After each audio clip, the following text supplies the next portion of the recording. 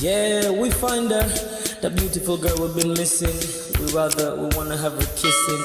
We find her, now we in love. Say go so, the remix. DMB, Tuck Spice, remix.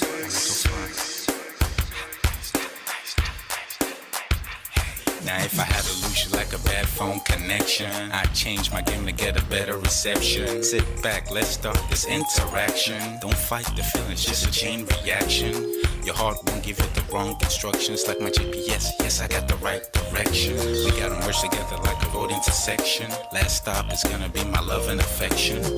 I ain't like the mother dudes, they wanna call you shorty, but I'ma call you a beautiful girl. I took your picture home, my mama saw it, she's a very, very beautiful girl. I wanna put you in my video, cause you're so beautiful. You're a beautiful girl. So when you hear us in your radio, turn up your stereo. It's beautiful girl. Gotta find a shorty, what's worth of a lady. It's nice but maybe doesn't look like 40. It's taking a little time. I wasn't seeing no signs, any traces of my baby. Who's gonna be my baby? But I thought I'm gonna take my time, but then it took a long fun I saw a shorty passing by. She's got this very pretty smile. It was right at the bus station. I tried to make a conversation, holding her arms, feeling so charmed. I felt this sensation. It's been a while that I've been trying to find a beautiful girl. Now I realize I found me a beautiful girl. She's a model, she's so fine. I just wanna take it back. Beautiful girl, sparkling eyes, a killing tight. I found me a beautiful girl. My wish came true when I saw you, girl. God must have blessed me with your beauty, girl. Looking so right from your head to your toe, shaped like a cocoa bottle with a smile of a queen. My queen to be, you my destiny. Got a body of a goddess with your beauty. I'm impressed and I'm never in distress. Come on over and be mine. Been searching for a man and now all the cats keep looking to mine. With a sexy walk and a sexy talk, she must be from a planet called the sexy world. I know I ain't tripping, better yet I'm thinking put a ring on the finger, we look good together. Take your place in my heart with your beauty. I'ma say that I'll never turn away. Who would think I'm in love? Said the way she smiles at me just really makes me weak. The way she speaks to me just really make me go so weak. Keep staring in her eyebrows, all I kept on saying is wow. Your beauty shines and breeze at night, all I really want in my life.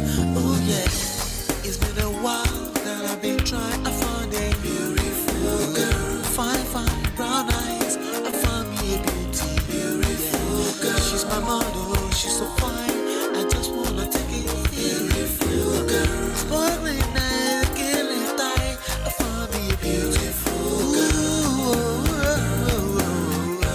Yeah, beautiful girl, beautiful girl. Yeah. Beautiful girl. Damn. Money, you seen her?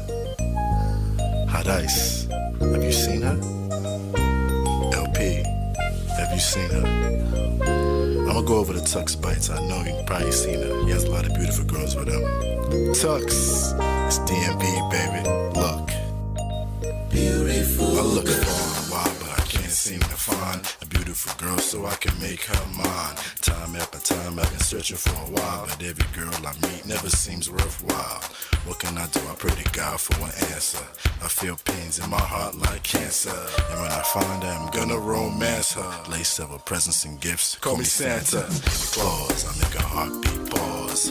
That's my girl, homeboy, not yours. The girl of my dreams, she's more than I ever thought. Show me ass and kutcher. I think I'm getting punked. She's what I really want, so I'm a go-getter. Since I'm a go-getter, you know I'm gon' get her. And I will give her the world. Anything for my beautiful girl. Psych. Ooh, it's been a while that I've been trying to find a beautiful girl. Fine, brown eyes. I found me a beautiful girl. She's my model, she's so fine. I just wanna take it. Beautiful girl. Sparkling night, killing time. I found a beautiful girl. Girl, it's your love that I've been missing. I miss all your hugs, your touching and kissing. Make love on the floor, the couch in the kitchen. One love enough, we done enough.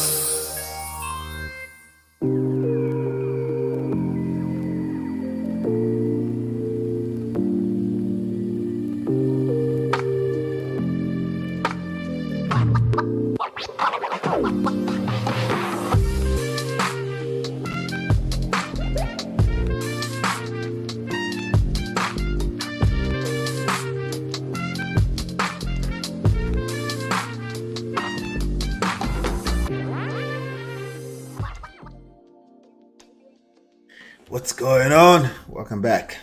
Hello. How on a day? How's everyone? Good. Good. Everybody's good. Welcome, Prestige family. Let me come to the chat really quickly. How's everyone doing? Good. All right. Nakulu Nwansa, welcome. He or she says, where's part one?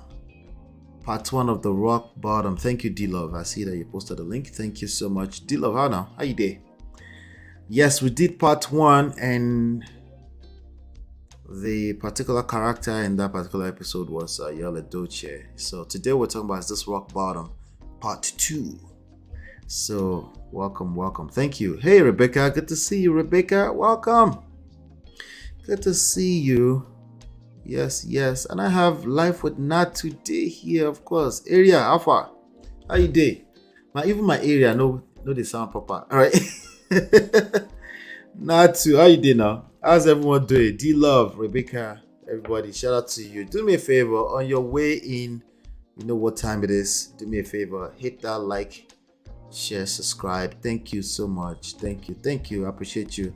Hit that like button as you're coming in, okay? And please, as always, be prepared to support. I always appreciate your financial support. It goes a long way.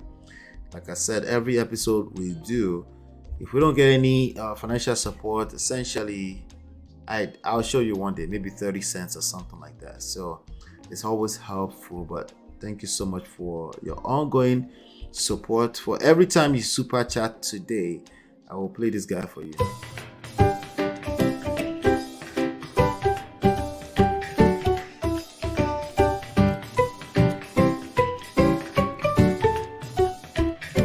Right, so that's for all the different support you've given in the past. Today we're talking about Woodberry.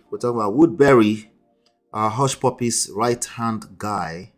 Okay, that's what we're talking about today. Okay, there was an update today. And yes, we're talking about more importantly, we're talking about rock bottoms.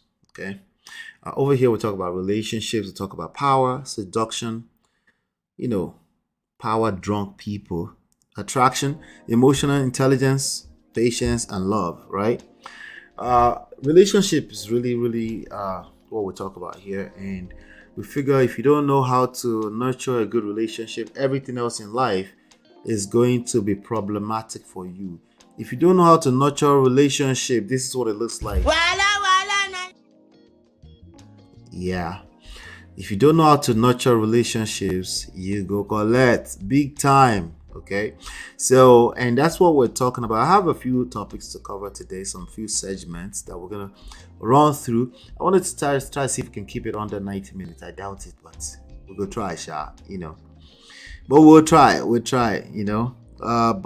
yes. So that's what we're talking about today. Is this rock bottom? Remember what I said on the first part of is this rock bottom? Is really an issue of a mindset. Okay, it's either you are there or you're not there. Now, eventually, rock bottom It's inevitable. Okay, but as in life, events will happen and it will put you at a rock bottom. Okay, that's what's going to eventually happen when people don't listen, right? However, you don't really have to wait until life humbles you like that, right? You don't like. A lot of people have to wait. A lot of people won't listen unless they get in that space. But the truth is that the rock bottom is inevitable. You and I will go through this in one shape, form, or the other. Some of us will say, you know what, enough is enough. I'm not gonna wait, and that's rock bottom. Something happened. They're lucky enough that something happened, mentally speaking, and they just know that they couldn't wait any longer until it's just completely catastrophic, right?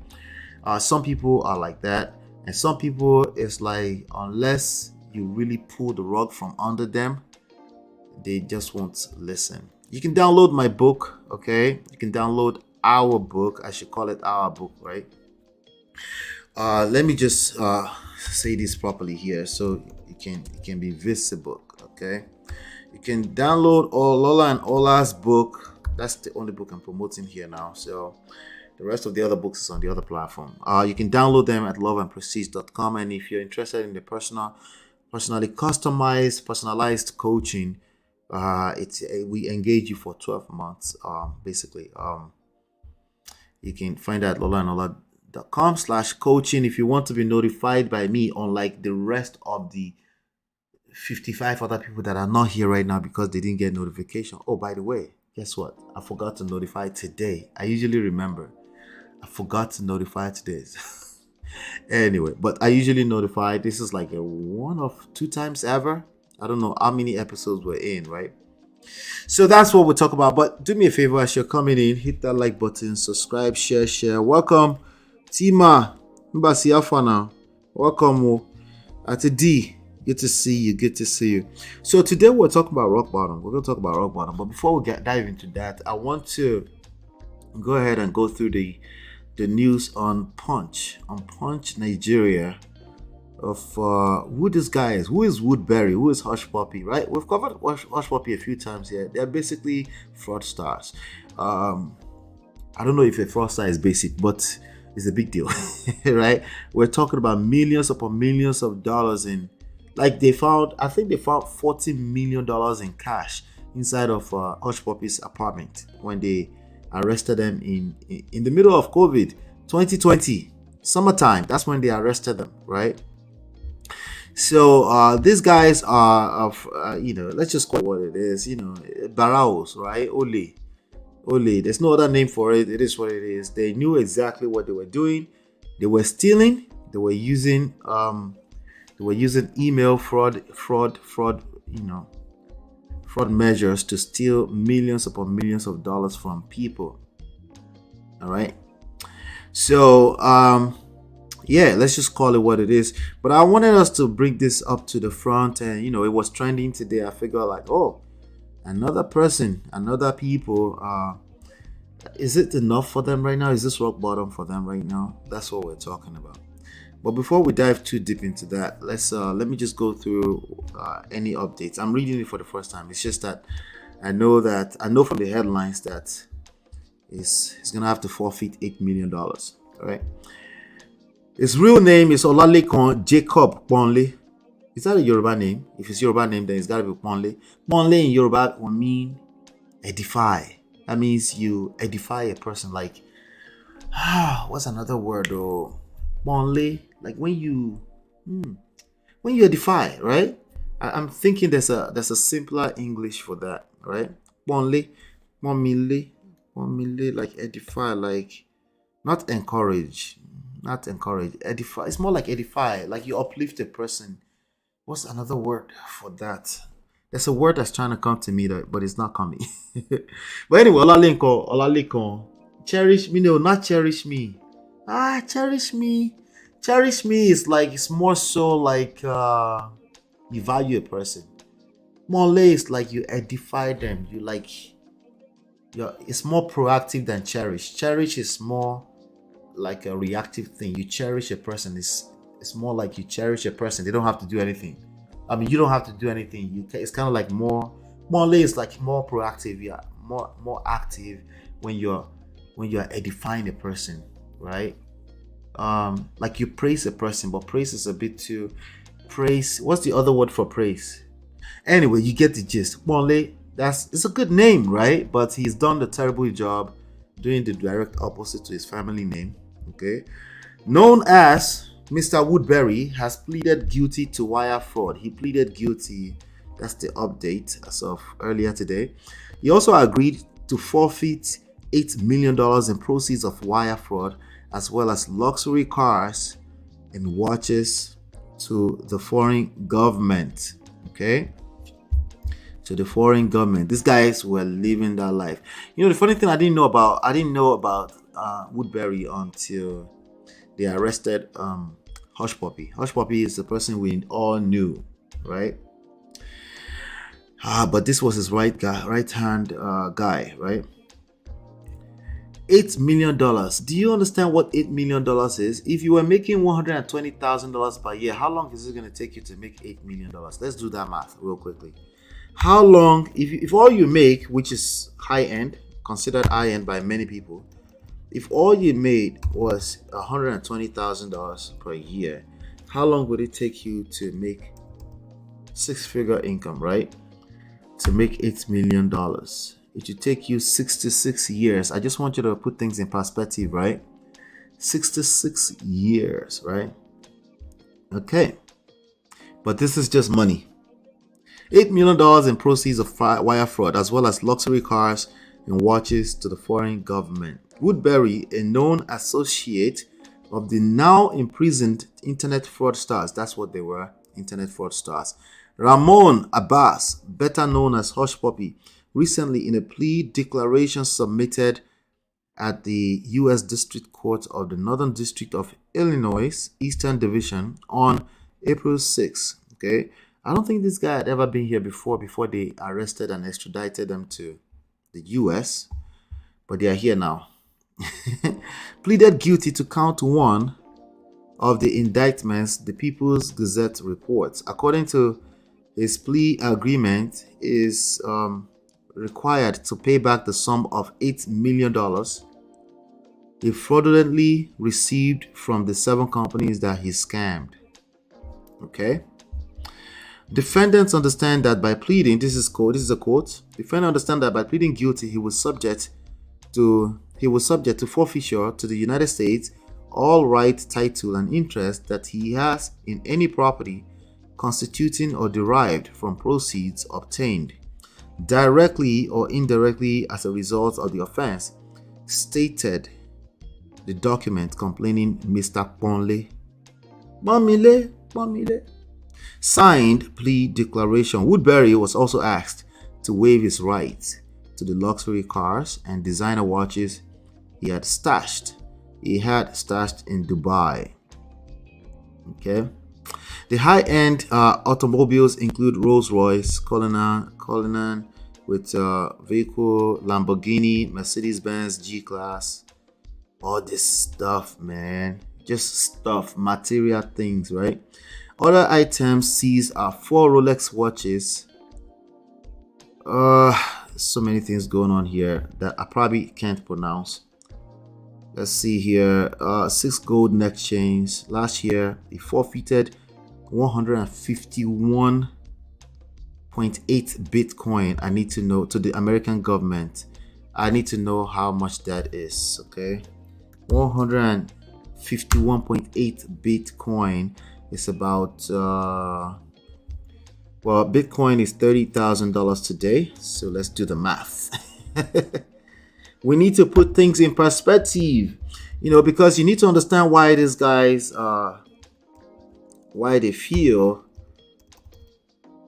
why you need to understand where this greed come from, right? It's a lot of money, right? We're talking about $4.5 million. That's an additional $4.5 million, right? On June 10th, 2020, Woodberry was arrested in Dubai alongside Ramon Hushpuppi Abbas, who is currently serving an 11-year sentence. He's probably not going to get that much too. Woodberry is probably going to get about 6 years, right? Because it's not really a ringleader here, right? For a similar fraud charge. Prior to his arrest, Woodberry was known for rocking and flaunting expensive designer wear and showing off his illicit wealth to his massive Instagram followers. I didn't follow him. I didn't know. The majority of whom had no idea his luxury lifestyle was funded by cybercrime. Majority of them knew. Majority of them were in denial. People knew. Okay, people knew that these guys were fraudsters. There's a difference between you didn't know or you're just in denial. Those are two different things, right? And many people just have a hard time paying attention to that part. But yes, that's the update that we got about Woodberry, and Hushpuppi is already serving 11 years. Okay, and we got to pay attention to our kids. We got to pay attention to what you're teaching your kids. Listen, that's not the only factor. Somebody said, but it's only God that helps us. You never know what these kids. You're right. That's one factor among a few other factors. Okay, on what makes a man, a woman, a human being, right?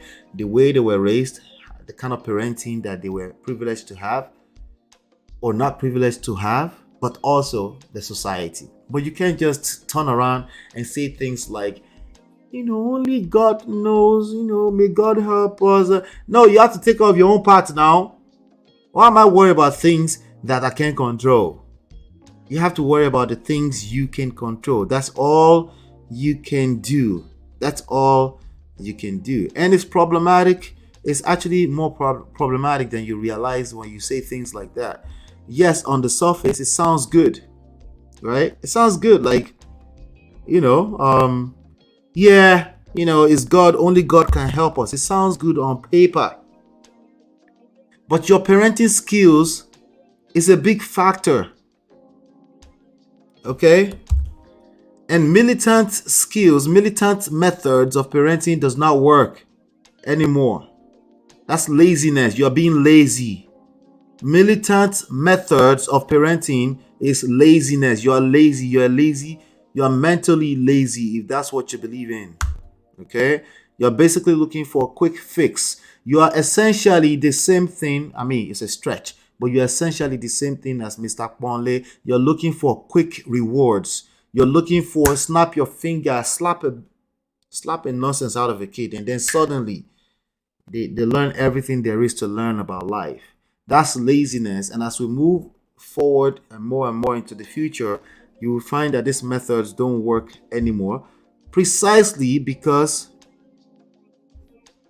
you're lazy. Okay? The times have changed and you need to pay a little bit more attention. Okay? Problematic. Problems. Wala. Yeah, we need to pay a little bit more attention. It's the same thing with relationships. Right? Militant methods don't work anymore. They're working less and less and less. So precisely, you're a lazy person if you think it's only your loud mouth. If you think only checking people immediately, putting your foot down is the way you're going to get by through life, your relationships, everything you care about is going to end up in the bottom. Okay?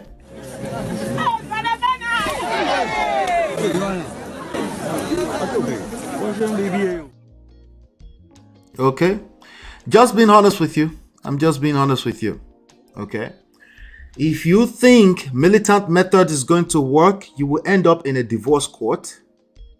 And if you're a man, do I need to tell you again? They will drag you with the inside that place. No mercy. No mercy, and you deserve it, especially if you're listening to me, because I'm telling you now. Okay? If all you're thinking about it, the only thing you can think about is just militant. You're supposed to do this. This is the right way. The Bible says this is how our parents did it in 1960. You are a lazy person. You're mentally lazy and you deserve all the woto that this life has to offer you. Okay? It might be too late by the time you hit rock bottom. You might have to spend a couple of years in jail. I'm just being honest with you. It might just be too late. Very, very important.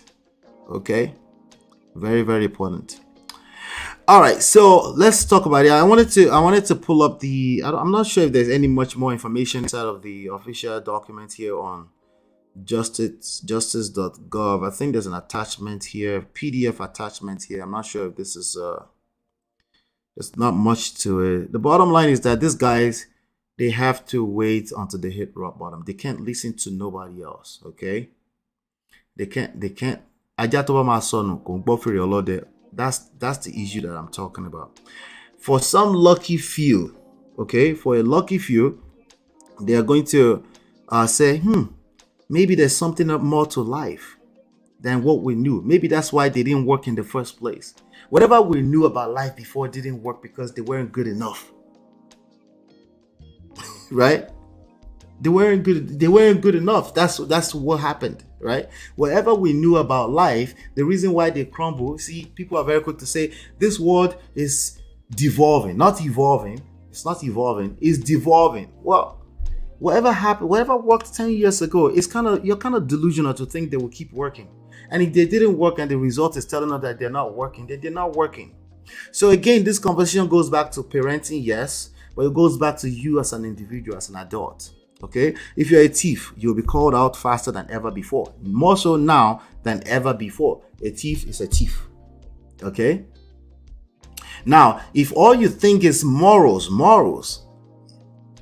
in a lot of ways you're worse.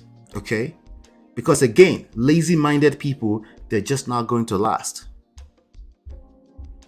Okay, lazy-minded people that think in terms of right and wrong, they are lazy-minded people. Right and wrong exist. They're part of the law. Yes, they're part of your moral values, but you need to pay attention to the idea that other people may be coming from a different culture, a different household. They were raised a little bit differently. If you're married to them, they're raised a little bit differently, right? But nonetheless, society is society. Society is exactly what it is. Okay? Society is exactly what it is. Society has its own rules. If you don't obey it, you will end up in the poto. Right? You will end up in the mud. This society, especially if you're a man, there's no mercy for you. You need to pay a little bit more attention beyond tangible stuff. Very, very important. You need to pay more attention to beyond tangible stuff. Okay, if you don't, you will end up in McDonald's like the rest of them right now. Okay, they're not listening. They won't listen until they hit rock bottom. Some of us, rock bottom is inevitable for the rest of us. For all of us, it is inevitable. Okay, you will end up in McDonald's. It's inevitable, but some of us will say, you know what? All right, the results are created. That's not correlating with what I like, what I want. It's not hard enough. Something is missing, right? Let me calm down. I know that I had an idea from 20 years ago on what works. It didn't work. Maybe I should pay a little bit more attention. So rock bottom is a mental thing, okay? It's a mental thing for the most part. But some of you are not going to get into that mental space until you're picked up in Dubai after stealing all this money, okay?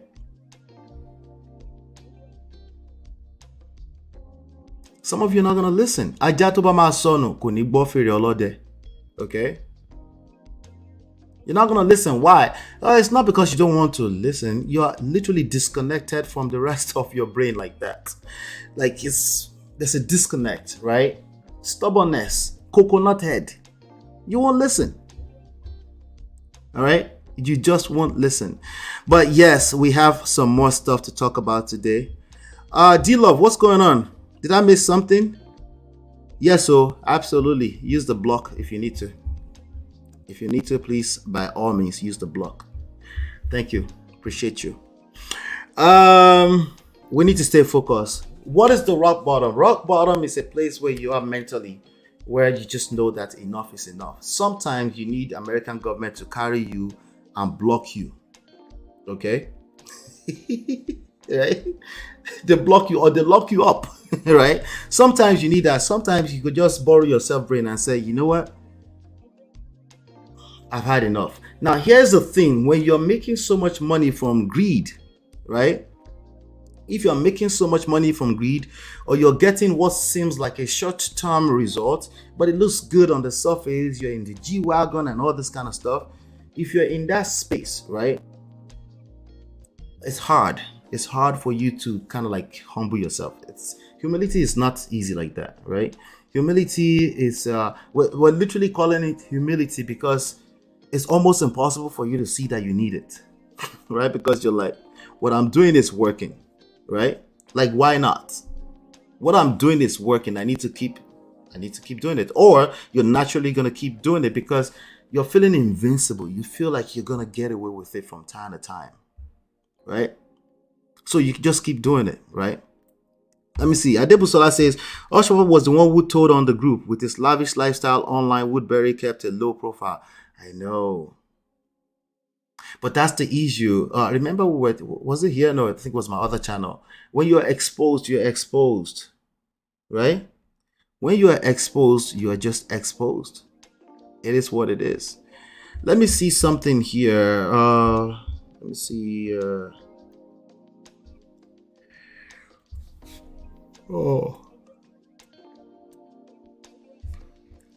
Let me just see something.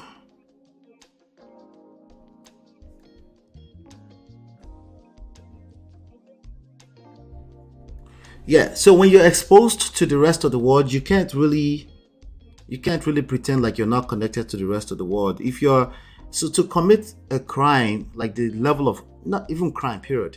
To commit crime, this level of crime, you need a network, right? There's always going to be, that's part of their delusion, right?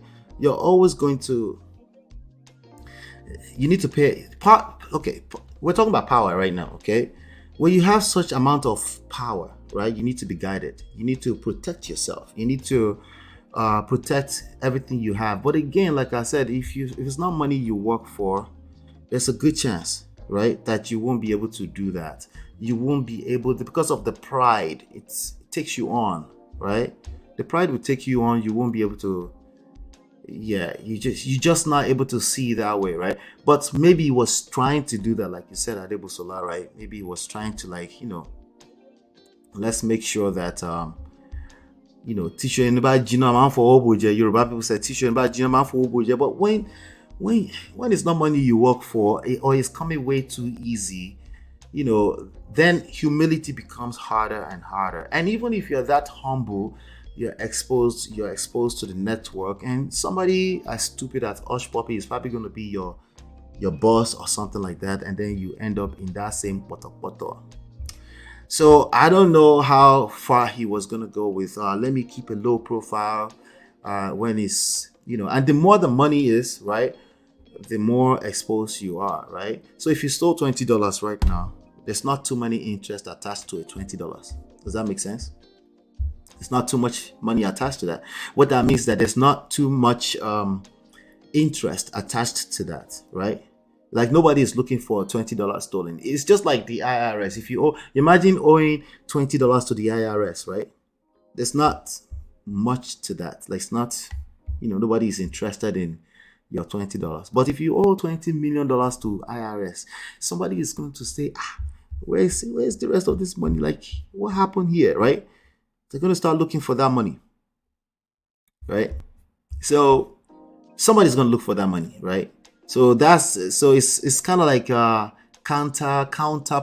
is it productive or counter? It's weird, right? To think you can keep a low profile and you're stealing $8 million. That really doesn't make sense, right? It doesn't make sense. All right, so let me see here. Let me come back to the chat really quickly. What's going on? So True is usually a syndicate of fraudsters. Okay. Those guys are brilliant, I must say. They just channel their expertise in the wrong direction. That's true. I mean, can you imagine if you're smart enough, you're wise enough to be able to steal $8 million plus another $4.5 million in Bitcoins? Yeah, you probably can use that well, but let's not cap. They probably can't use that to make $8 million. Again, it's easy money at the end of the day. There's a reason why they're doing it that way and not the other way around, which means, actually run a business. But yeah, I agree that they're smart, and but clearly they don't.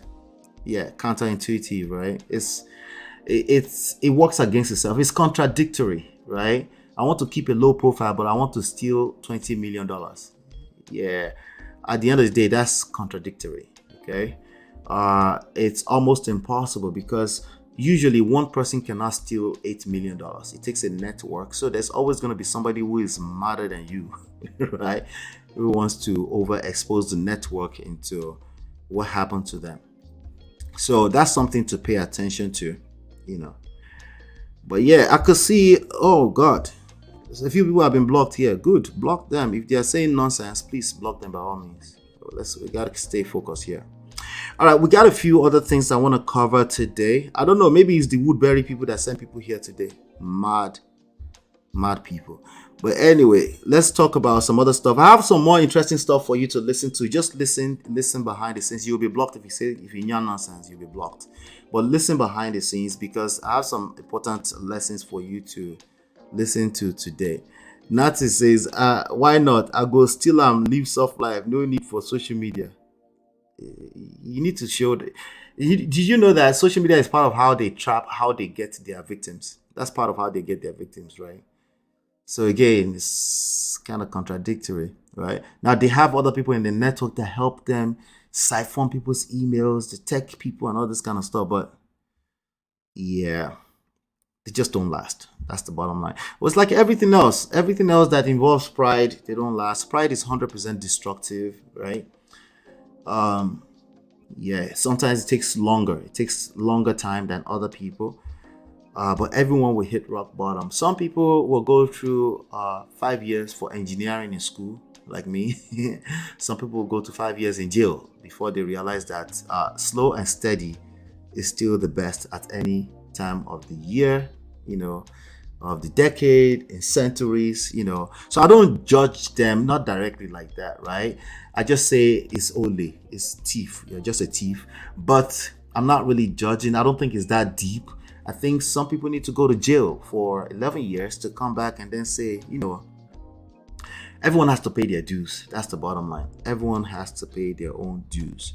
So again, I have a few topics that I wanted to join through today, a few videos to react to. Okay.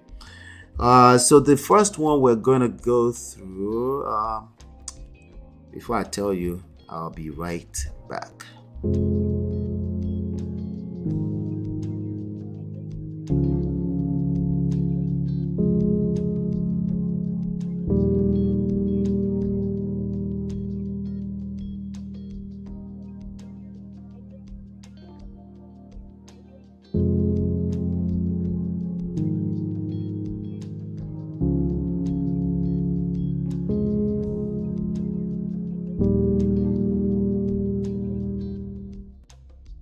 All right, so let's look at this one right here. Calling us from? I'm calling from Seattle, Washington. Seattle, Washington. So this young lady, her name is 𝐑𝐎𝐿. She does a lot of content like this on the internet, just like a dating show. I'm not sure if you guys have stumbled into it. It's like a dating show, right? So this woman right here, let me see, 40 years old. She's going to tell us a little bit more about what she's up to, okay? But she basically told us a lot of stuff. But she also revealed a lot about the mindset of the average modern woman. Just as we have the modern woman, we have the modern man. Delusion everywhere. Everybody is just mad, I swear. I tell you, right? I don't blame them. A lot of people just, you know, that premium breakfast would do that to you. I get it. So 40 years old divorced woman tells all 19 of what she wants in a woman. So let's listen to it together and then we'll talk about it, right? Hello, where are you calling us from? I'm calling from Seattle, Washington. Seattle, Washington. How old are you? I'm 40. 40. You have any kids? I have two. 2 kids. How old are your children? 23 and one will be 18 on Christmas. All right, so first of all, she has 23 years old and she has 18 years old. There's a good chance that she has no idea what's going on in the dating scene today. Okay, there's a good chance that she's also disconnected from. She probably has a distorted version of the reality of things, right? So just but let's keep going. So she has a 23, she has an 18, and she's ready to get back in the market. Obviously, she's calling into a dating show, right? But let's hear if she make sense. Okay, same man? No. No. Have you ever been married? Yes. Okay, when did you get divorced? September 15th. It was fine. So she got divorced September, about 6 months ago. But usually when divorce happens, they're already disconnected from that marriage long before that, right? So we can't say it's too early. She probably started dating before. She could have started dating before they actually finalized divorce. So no big deal. It might sound like big deal to lame people, but it's not a big deal. All right. Noise. Oh, this year? Yes. You just got divorced like a month ago. I've been waiting to A month ago. So this video is from like 1 month from the time that she got divorced, right? So You just got divorced like a month ago. I've been waiting to get on the show. You said gotta be single, so hurried up and got that. Oh, you already ready, girl. You've been divorced for a month and said it's time for the next one. Time to yes, ma'am. You don't have to answer, but do you want to share why you got divorced? It was an abusive relationship, and then all right, so do you want to share why you got divorced? It was an abusive relationship, right? Who was abusive? Was she abusive to the man or the other way around? I'm gonna guess that she was the one on the receiving end of it, right? Let's keep going. he turned into a meth addict, and Oh, he turned into a meth addict. Okay, he turned into a meth addict. All right. to a meth addict, and I mean, it wasn't his. I don't believe that it was his fault that he turned into a meth addict. He was trying to sell soothes, I guess, because our daughter died, and he couldn't do. Wait. I'm so confused. To sell soothes, I guess, because our daughter died, and he couldn't do. Because your daughter died? Yes. Oh, she lost a baby. Okay. Oh, I'm so sorry to hear what happened to your daughter. She was run over by the electric company and Whoa. then overdosed at the hospital. What kind of man you looking for, honey? Okay, I got a long list. You have Anyway, let's get to the topic. She has a long list. This is why we're here right now. Let's see how realistic her list is, right? a long list. A long list. I wrote it down. So he must be spiritual. He needs to enjoy outdoor activities. He must be calm, dominant, respectful, financially secure, loyal, responsible, honest. Whoa. Let's go back. All right. So I thought I counted 19, right? I thought I counted 19, but let me go back a little bit.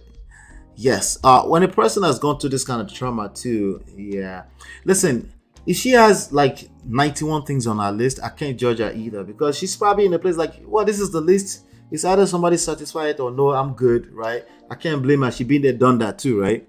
So, but if she actually wants to resort, oh yeah, now we have a conversation. We have to have a conversation. Let's go back. What happened to your daughter? She was run over by the electric company and then overdosed. Sorry, I didn't mean to play that What again. kind of man you looking for, honey? Okay, I got a long list. You have a long list. A long list. I wrote it down. A long list. It must be spiritual. Spiritual. Must be spiritual. Well, that's so vague. I don't even know what that means in 2023 anymore. Anybody know what spiritual means these days?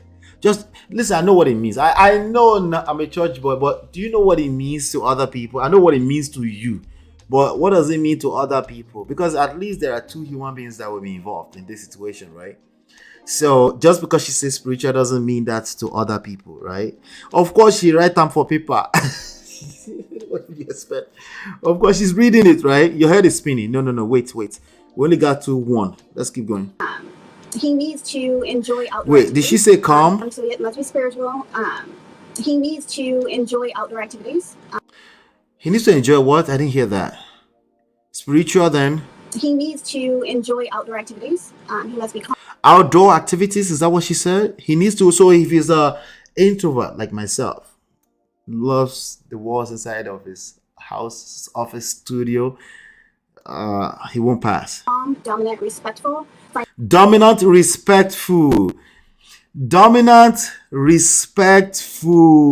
You see, I told you they're delusional. Should you be that? Dominant and respectful. Do you know what dominant means to the lame modern man? Are you aware that that means disrespectful? I'm not sure she's aware. Well, not all of them. I'm capping too. Stop the cap. To a lot of them, dominant means disrespectful. Okay, but let me go back. So that's why I don't pity some of these ladies. In one breath, they want a dominant man who who disrespect everybody else as long as he doesn't disrespect them. Okay. A long list. A long list. I wrote it down. Yeah, I'm going back. It's okay. Spiritual? He needs to enjoy outdoor activities. Outdoor He needs to be activities? calm, dominant, respectful. Calm, dominant, and respectful. She's whining us.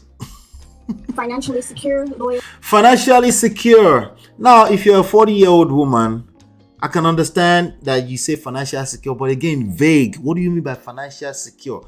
Most human beings will never be financially secured if we go by the books. Okay, but what do you mean by they pay the bills? They pay the bills up to date. They have how much money should they have in savings? Exactly. What do you mean by financial? It's too vague, right? If you're gonna be this vague, right, you're probably focused in the wrong direction. Okay, if you're gonna be this vague, you're and disconnected from. I'm waiting for her to say emotional intelligent, but I don't know if she said it. But let's keep going. Responsible, honest, kind, authentic, thoughtful. Responsible, kind, honest. Okay. Everybody wants honesty, right? Loyal, responsible. Loyal, responsible.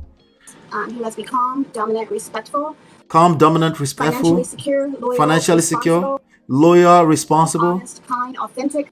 Honest, kind, authentic. Is honesty and authentic the same thing?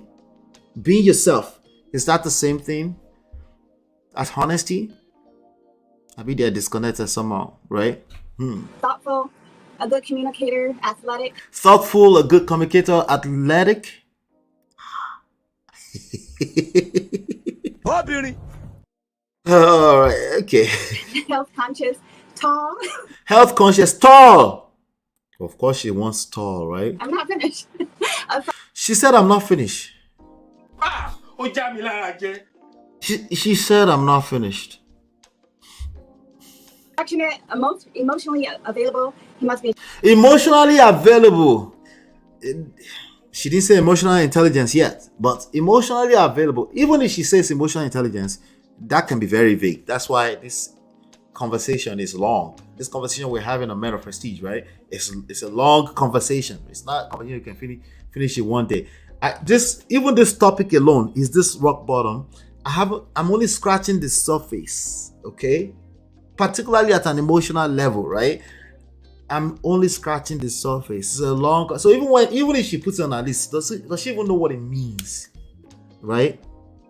Let me go back. emotionally available. He must be a gentleman, hygienic, has nice teeth. Oh. He must be gentleman, hygienic, and has nice teeth. A gentleman, hygienic, has nice teeth. Oh. Has nice teeth. Okay. Are all these non-negotiable requirements on your list? All right. So before we get to the negotiables and not negotiables, she is up where could it work? Could it work for you, Ola? No. Dominant and respectful are oxymorons. Well, in this time and age, yes, because a lot of men, they think dominant means being loud or coming into somebody's chat and running their mouth. Okay, that's what they think dominant is, or just being loud on the internet in general. You know, that's what a lot of men think dominant is today. Lots of them. I would probably up to a year ago, I would argue that it's still minority, but more, it's a lot of them. So I don't know, dominant and respectful at this point. I'm gonna have to call it an oxymoron for the most part, because dominant is more of an ancient language, and even back then, it never meant it never meant being loud, right? But a lot of these young ladies are interpreting it as exactly that. So it takes them a while before they detect that that's not what I want. Sometimes it takes them having 2 children with that person before they realize that I can't deal, right? So now the same men will come back around and shame them for being single mothers, right? And say they don't want single mothers. The same men, literally, okay? So there's a lot of work that we have to do. I don't even understand why anyone would want to be dominated. See, these are the issues. Right? But from the ancient meaning of it, dominant means presence. It's more so a presence, right? If I enter a room, you enter a room, you carry a certain type of dominant presence, right? It's not about being loud, right? People can just feel it. They just know. And yes, a typical woman wants to be a part of that. Like, what is it about? It's something mysterious about that person and interesting more so. And they're curious. They want to find out, right? Obviously that's opposite direction. That counters the idea of being loud, because if you're loud, we already know, like, you enter a chat, we can tell that you are just here to troll, right? Right? You're loud, you're lame, right? Or you enter a panel and you're just loud, right? That's extremely predictable. That's why they don't want you, literally. That's not dominant, that's just being stupid, right? But the modern man is having a hard time, right? And then enough of the modern women are listening to the rhetorics, and if they're looking for a man and they're hanging around for a while, they're having a hard time securing a life partner, they start to say, maybe I need a dominant man. It's all like D-Love will say, are you mad? They want me. Why would I want to be dominated? Right? Yeah. And you're like, women are just confusing. No, they're not. You're confused. Okay? You're actively trying to be a woman right now. Okay? It's more to the story. So stay tuned and keep listening. Yeah, they overlap, right? Instead of wanting dominance, she should want a leader. See? Leader. Once upon a time, even the corporate world, they want dominant leader, right? But now we say servant leader. Servant leader is becoming more popular. You think, say you dey wise. You think you're wiser than You think say they wise? You think you're wiser than the corporate world, right? That's asking for servant leadership. So, but it will take time for some people to hit rock bottom before they realize that, okay, I'm confused, I'm creating terrible results, men and women, okay? And then maybe at some point, maybe it's not too late. And then maybe they can, get some wisdom, right? If she's in her 40s, she shouldn't have this long ass list, which also includes athletic, tall, very superficial. 40 is young, but I know what you mean. I know what you mean. But a lot of them are also paying attention to the same 40-year-old men, 50 years old men listening to the same rhetorics, especially if they end up back in the dating market. It's confusing. Let me even up front. It can be confusing. Like, should I be soft or should I be hard? Should I be dominant or should I be listening? Should I listen a little bit more? Or I should just make them know that I'm the king in this B, right? It's creating confusion for a lot of people. But I hear you. 40, in her 40s, she should know better. No, I think it's confusing at best for a lot of people. Okay? I think it's just confusing for a lot of people. And that's why we're having this conversation anyway. Down in the Poro. Yeah, so she go end up in...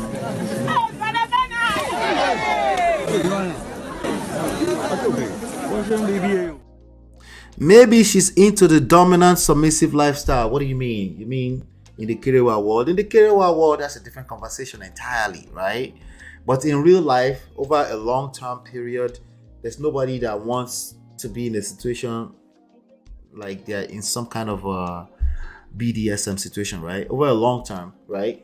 Yeah, I don't know, dominant, submissive is what most women want, but like I said, in the form of presence, not necessarily being loud, right? So, and if that's what she's talking about, then but again, a lot of men will misinterpret her wrongfully, right? So, but I think most men want dominant, submissive type of connection, but we mean in the form of presence. What that means is that you want to be with a man that you can respect, right? Even if you put that responsibility of him moving like a respectable person, you put it back on him, right? Typically you do, but he has to move in a certain way. You want to be able to look up to your man. Most women are like that, and that's really what it means. But again, we have a lot of men that will misinterpret that to mean they have to be loud. Okay. Now dominant means person will go put you in between their laps and close. Yeah, that's extreme, right? Right? At least with their mouth, okay? Because a lot of these men are not the extremes. A lot of them are not men that will get physical or do anything stupid like that.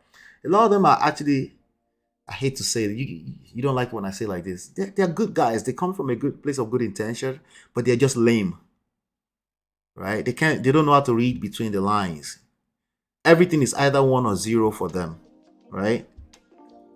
So, yeah, 40s. I heard you. Like, she should know better, right? But when you end up back in this dating scene right now is a poto. So it can confuse anybody of any age. In fact, the older you get, the more it can be confusing for you, because you're kind of like going back to the days when you were in college and you were like, wait, how did you get like this? This is messy, right? But it's creating confusion for everyone. That's why we're having the conversation. Hey, Romari TV, good to see you. Good to see you. Welcome. Okay. So yeah, life is not binary, but a lot of them see it that way. The streets are rough. I'm seeing it. I'm seeing that, I'm seeing that. So let's continue with this video. Let's see. Majority of them are, yes. So they ask her, is there any one of these things on her list that's negotiable? She said majority are. Okay. Are these non-negotiable requirements on your list? Majority of them are, yes. What's negotiable?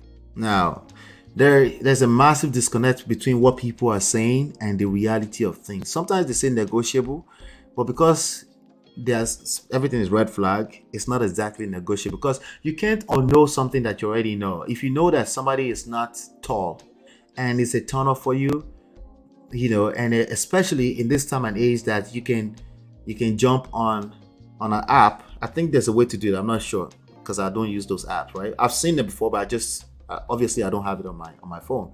These are dating apps, right? You can filter by people's heights, right? Women don't want anything lower than 5'9". So because this is a computer, right now, right? The computer can pull up everybody that's above 5'11" for you, right? And you don't have to say, you can swipe. So now suddenly you have an illusion that there's more than enough 5'11" people out there. There's not more than enough competent 5'11" out there. Okay, in fact, an average man is not. I think an average height is what, 5'10" in the US, 5'8", 5'9", something like that. Average height is average height. Okay, most men are not 6 and above. Okay, and especially most competent men, still good-looking men, good guys, right? Most competent men are not 6 and above. Okay, it gets worse if you're in Nigeria. Okay, so it's on. So the dating apps, social media will give you illusions, will give you unrealistic expectations. So again, these are the confusion. So someone like her, somebody probably said, she probably read in the book somewhere on the internet. She probably jumped on the internet and said, all right, this dating app is what people are talking about. Let me jump into this place, and look at this stuff, and then, I can filter based off of my criteria. So when they said negotiable, is she negotiable when she's setting those filters for the search filters on those apps? Is she negotiable? Probably not. Okay. All right. Probably not. So now, Ola, you've been out of the game for 15 years. How would you know this? Well, I don't know what to tell you. I have been out of the game. But the truth is that when you are in it, including myself, when you are in the situation, sometimes you can't see past. You can't see, okay? I can be on the outside of it. I can see what the mistakes you're making. That's another perspective to it, right? All you've been married, you can't really tell us. You don't know what's out. Okay, maybe because I'm outside of the forest, I can see what's going on inside of the forest a little bit clearer than you, right? Just maybe, just something, just like maybe to consider, right? That's all I'm saying, What did you say? Majority are non-negotiable. Wahala. Majority are non. Is that what she said? I thought she said negotiable. Requirements on your list? No, let's go back. Are these non-negotiable requirements on your list? Majority of them are, yes. Oh, I was interpreting it the opposite direction. But for those of you that might say, good that I said that, okay? I thought she said majority of them are negotiable. Wait. What's negotiable? What's negotiable? Okay, it must be she meant that, because what's negotiable, so she can give us the small list of what's negotiable. Let's see. If he has facial hair. Be athletic. Yes. Oh, so facial hair. I didn't hear that part. So the guy has to have facial hair. All right, so that's negotiable, she said. And so that's with age range too. So I like guys that are bigger. He can't be skinny. So skinny is definitely a non. Now, what are your deal breakers? I'm assuming you wrote that down. I did. Okay, so one did. Now, again, there's nothing wrong with preferences. It's just that, again, how far do you go with your preferences? How far is social media and the technology modern age turning your,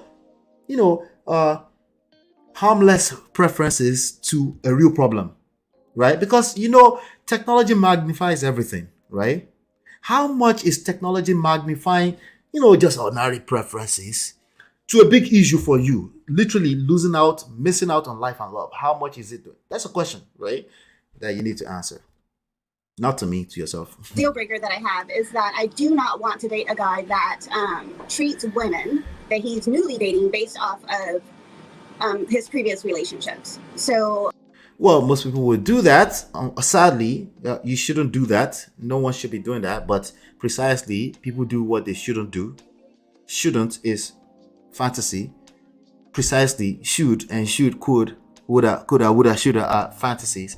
Precisely, especially in this time and age, they do exactly that. So, what do you do with that information? What do you want me to do with that information? Self-awareness, right? Self-awareness, right? Work on yourself. Make sure that if you're coming out of a relationship, assume that there's a reason why you're coming out of the relationship. Something was off or wrong with that relationship. It was just we just kind of decided together that we not belong together. Stop the cap. A lie. That's a very good way to tell me that you chop premium breakfast, okay? It was breakfast. That means somebody was hurt, somebody didn't want to be in it anymore, and there's resentment somewhere, okay? So usually what happens is that you turn that to a generalized story and you will judge everyone else with it, okay? The only thing she should be doing with that information is to make sure she's not doing that, okay? And allow anyone you engage with to express their expectations, because they will essentially tell you the truth of who they are. Don't judge them while they're talking. Listen a little bit longer than you would normally. Patient, right? Be patient. And then you'll find out a little bit more with them. And then you might find out ways that you might say, I can compromise here. I can't deal with this, right? But what most people are doing with the list that she has is prejudging people before they even get a chance to get to know anyone. It's one of the bigger issues today, okay? And if you're a man or a woman of a certain age, you really want to avoid prejudging. You can afford to do that when you're 19, 18, 20 in college. You can say, nah, that guy it looks like his mouth smell. Wait until his mouth actually smell. Okay. All right, I'm capping a little bit, but you know what I mean. Okay. It's probably like 2 items that will be negotiable. I've dated guys that are like, I used to give, girlfriends a credit card when they go out of town or something. And then you're like, you're going out of town with my credit card. And he's like, I don't do that anymore because like the last chick kept my credit card when we broke up. And she was, I'm not okay with you telling me, things that, you do in the beginning of the relationship. So typically a woman will know what she doesn't like, right? It's fine. You should know what you don't like, right? And understand that that's not where your power of seduction lies. You're supposed to know what you don't like. Okay, that's not where your power of seduction lies, yeah, because you're not really different from the next person. Okay, you're supposed to know what you don't like, right? So she knows what she doesn't like, right? Now, is she supposed to tolerate? No, let me talk to the gentleman at this point. It's true that women don't want you to come and be telling them on a date about all the past situations you've had. Yes, sometimes you're like 41 years old, so she kind of like, what happened? How come you've never been married? Now you feel a urge to tell her everything. Oh God, you need wisdom. You need lots of wisdom. Okay? Don't throw up on her. Don't do it. Ladies, the same thing. Okay? Don't throw up on a person you just met, because I'm just being honest. I'm speaking my truth. You don't do that on the first date or a second date either. Okay? By the time you lost count on how many dates, you can feel safe a little bit. It's okay, but you still have to be careful. You always have to stay aware that even though you mean well, there's certain things you say will be interpreted or misinterpreted wrongfully on the other side, and you only have yourself to blame for it. It's just wisdom, right? It's just wisdom. So she's spitting some sense there, except that she's just saying what she doesn't like. You should know what you don't like, but you should be more concerned and have some self-awareness and understand that, what about what you like, right? What about focusing on what you like? Are you able to pick apart and recognize what you like, right? In the midst of about 91 things on your preference list. Yeah, it's a big struggle for a lot of people, right? And I think if you're going to be, if you're going to engage your seduction power, you need to engage what you like. You need to be very intentional. Like, what do I like? Do I like that person? I'm going to make that person mine before I decide if I don't want them again. See, that's a mindset shift. I'm going to make that person mine before I decide if I want them or not. So, I'm not talking about physically, okay? Get your minds out of the bottle. Just make them, just the ability to make that person yours before you are deciding that they don't belong with you. Majority of you decide they don't belong with you before you get to know them, because of the over hyper focus on red flags. Okay, what about what you like? What do you like? Have you made a list of what you like in a man? Right? So now, to be fair to her, she made a preference list of what she likes. Right? But they are more like, policing stuff. Okay, like, you remember that? Let me pull up the anti-seducers. Okay. Again, you have to be willing to engage reading between the lines. They're more like things that would turn you to number 3. Okay, let's continue. Relationship, and then tell me, oh, you're not going to do that for me because it went poorly in the relationship previously. That's not okay. I don't want a liar. I don't want. Listen, you're probably going to make a list of what you don't want. Again, the work here right now is make a list of what you want. Okay? It's law of attraction. Make a list of what you want. Okay? It takes extra effort. In fact, you might notice that you are scratching your brain small before you can come up with a list. Good. That means you're actually doing something. Especially if you're a woman or man, you've gone through some experiences. Naturally, listen, I can wake you up in your dreams. You will tell me everything you don't want. It's easy, right? I have a lazy guy. He has to be hygienic. Like, I can't have him stinking. I'm not gonna say that he has to be hygienic. I like clean guys. It's different from it can be stinking. She did say I like to be hygienic, right? This guy has to be extremely exclusive to me, but I definitely have to feel like I'm the most important person in your life. She has to feel like she's the most important person in her life. Again, why are you not the most important person already? Okay? Confidence is sexy. I say that all the time, right? Why do you need another person to make you feel like you're the most important person in their lives? Why is it not that you're not showing up as the most important person, period, alive, and they don't have any other choice than to make you the most important person in their life? As a matter of fact, when they try or attempt, if they are mad and they attempt to make you unimportant, you are disconnected. Like, they can't last. They will self-eject themselves from that spot, right? It's about how you move. It's about what you're leading with, right? Small things. I'm nitpicking it, but they're very important. Especially, they're very important for people like her because of the list. Dangerous. Everyone else is doing what she's doing. Okay. So you're open to him having other women as long as you're the main girl? No, I need to feel like I'm the most important person in your life. So if you can accomplish seeing other people while still making it so, I feel like I'm the most important person in your life, then yeah, how about it? Most important. All right, so she's capping. She's insinuating, if I heard that right, she's insinuating she can deal with polygamy. I hear people say that all the time. As long as I feel like the most important person in your life. Stop the cap. That's the modern woman.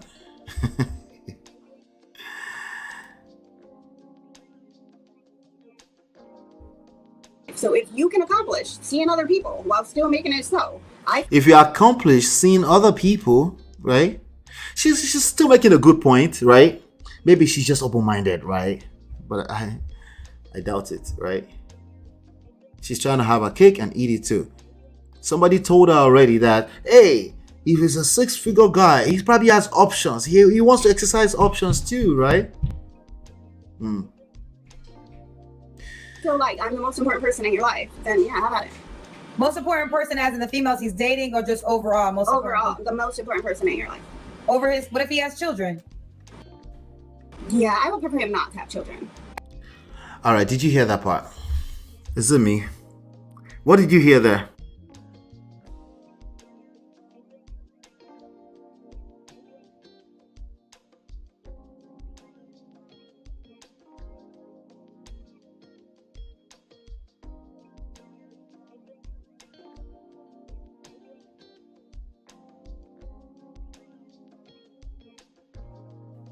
What did you hear there? Did you hear that? Let me just make sure you heard that. Most important person in your life. Over his, what if he has children? Yeah, I would prefer him not to have children. Hello, where are you calling us from?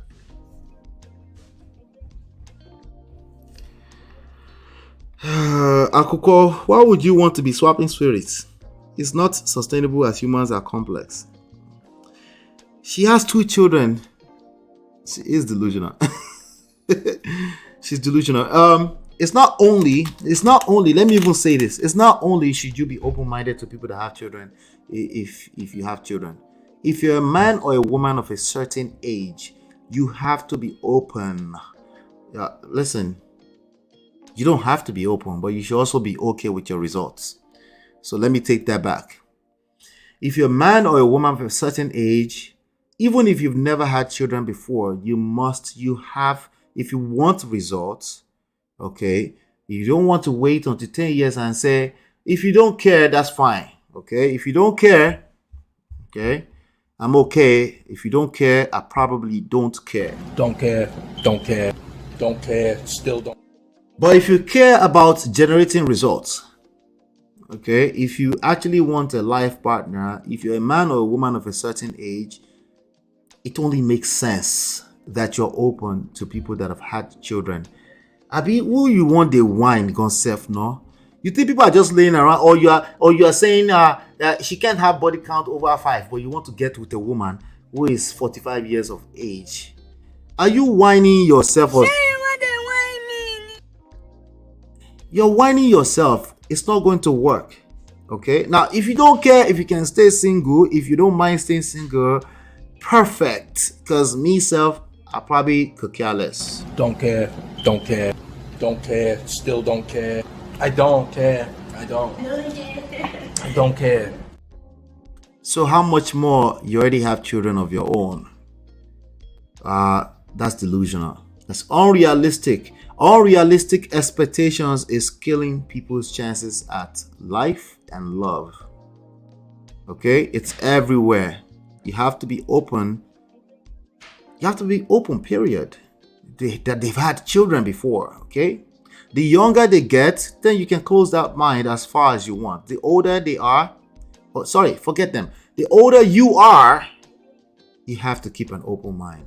Because you know what? Where we're coming from in the in this thing we call humanity, the natural order of things is you're supposed to keep an open mind the older you get, because you just realize that life is not that deep, right?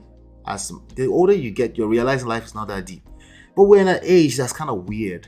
People are becoming more close-minded the older they get, and then they're wondering why they're creating terrible results. Anyway, it comes with the territory. Thank you. I mean, what do you like? What kind of word do you want to be delusional? Okay, sure. You know, the focus should be if they're taking care of the offsprings. Yes, it should be an opportunity for you to even get to know them and see how they treat the people around them, especially their children, right? Little things like that you should pay attention to, not stupid myopic things like if they've had kids before. But again, there are men that actually behave this way as well, you know. So yes, I'll be right back.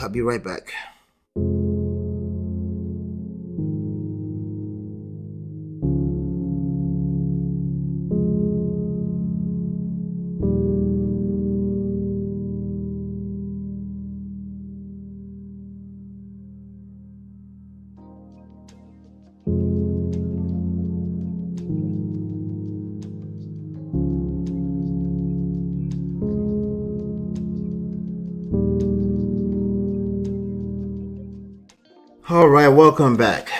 Why do women cheat? The ones that cheat. Obviously, not all women cheat. Why do women cheat? Anybody have answers for me in the chat? The ones that end up cheating or the ones that will cheat, why do they cheat? What are the typical reasons why women cheat? I'm curious to see what you think. I have a video, okay, that I feel like we should respond to. Let me see here. There you go. Women cheat though. Brother Paul is here again today. But yeah, why do women cheat? She has an answer for us. But why do women cheat? Let me see what the world is saying about this. Okay. Why do women cheat, right? You know, obviously we are assuming here that there's a difference between why women cheat and why men cheat, right? And if you know that difference too, please share, because me, I'm a learner here. Why do women cheat? I'm looking at Bryce.com. Let's see what they have to say. Let me just see if I can skim through really quickly. Why do women cheat? Do you have an idea? Any ideas? Let me see. She said, oh Lord, here we go again with Brother Paul. Brother Paul. Yes, so she has something to say. She has opinion about everything. She keeps giving. Why do women cheat? So this guy is asking, right? As you should, right? As you should. It's better to ask questions because you keep an open mind.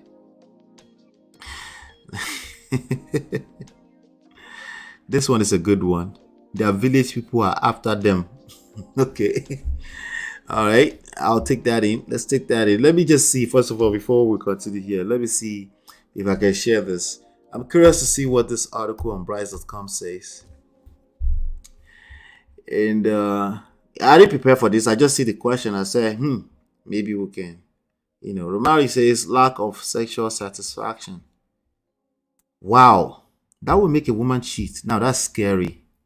Because, you know, in our own little head, men, we're like, a woman will never cheat. No, unless she's just for the streets. She cannot cheat, right? She has to be for the street. So this one that you just gave us right now, Romari, in my head as a man, I'm interpreting that she's for the streets. Like, why don't we have a conversation first, right? Okay, maybe we've had conversation and it no work, right? Or why just leave? Like, women are very quick to say, why not leave instead of cheating, right? Leave before you cheat, right? So how come that's not adding up here right now? But I'll take it in. It's probably will come up here. Let me see what this article has to say. This article, number one, says dissatisfaction in relationship, right? This can be seen as the underlying theme of the majority of motivation for infidelity. Okay. So they didn't say Kerewa, they're just saying the relationship in general. Okay. So this makes sense because it's broad enough, right? 2, low self-esteem. Now I agree with this one. Okay, I agree with this one. Because low self-esteem can create a void that you might feel like doing something this stupid can, help you feel.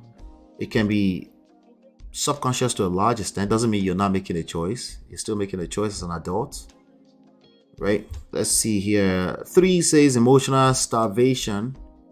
I definitely believe strongly that this is the part that a lot of men may not be able to comprehend unless they hit rock bottom. They chop breakfast first. Premium breakfast, then they were open. Now I can listen. Now maybe I can learn something new, right? Because they hit rock bottom. But before that, they usually will say, no, that doesn't make any sense. Emotional starvation, when there's duty and responsibility. When you get married, you're supposed to get married and not think about all these things about happiness and everything emotion. Why is everything got to be about emotions? And then by the time they get close to even anything that makes sense, they will say women are emotional. I say, okay, that's still not it, okay? We're all emotional. Women express their emotions much more than men, yes, but no, men are just as emotional. But another conversation, Romari says they're married for security but not getting the other part. Want to get best of both worlds. Okay. Some women cheat for benefits, money, intimacy, emotions. I don't think women cheat for no reason like men. You think men cheat for no reason? Jesus Christ. Stray bullets. Stray bullets. I think there's always a reason. Doesn't mean you didn't make a choice. I think one of the issues that we have with this conversation is that we think that when there's a reason, it must mean that you weren't making a choice. We're equating reasons with excuses. Yeah, two things can be correct at the same time, right?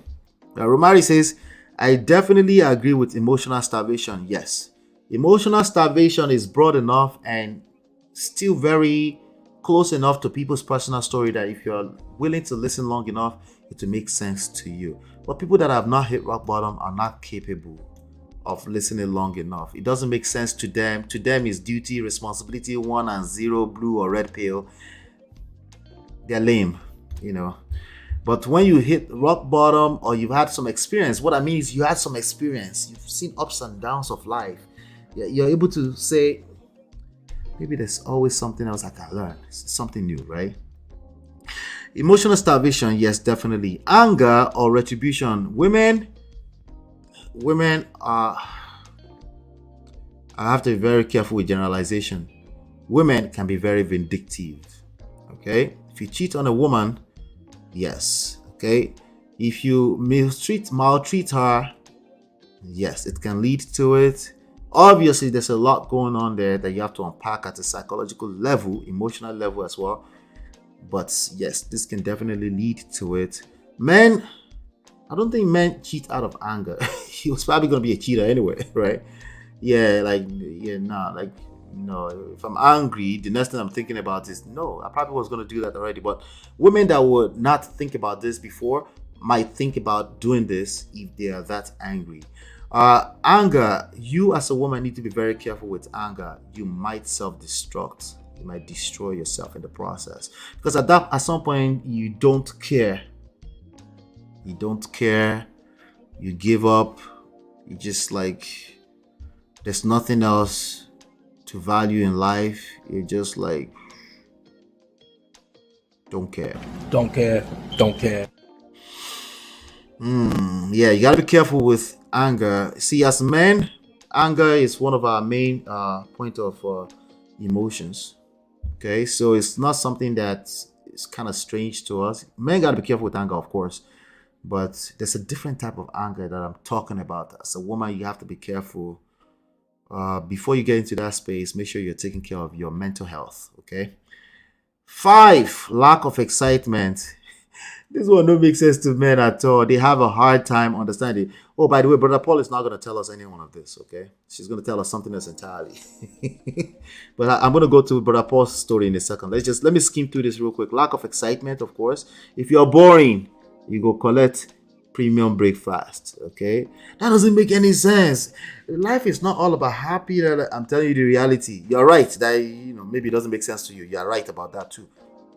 Clearly doesn't make sense to you, but you go chop premium breakfast if you don't get it together. That as much as human beings, all of us, we need security, we need a sense of varieties, we need beauty, we need to be able to see, gentlemen, come on, now you can see something, they walk by like but you don't want to touch it, right? But that something was tingling in your head because that's just life. Life is beautiful and women are beautiful, right? But no, you'll be in denial now. You think it's all about... No, you never see women walk by and you say, Jesus. Even as a married man, you never seen it before. No, you just do the right thing all the time. Yeah. Not be juju be that. Yes, stop the Stop cap. the cap. Okay. Life is a beautiful thing. Let's be guided. You need to understand everything. You need to have well-rounded understanding of how life works.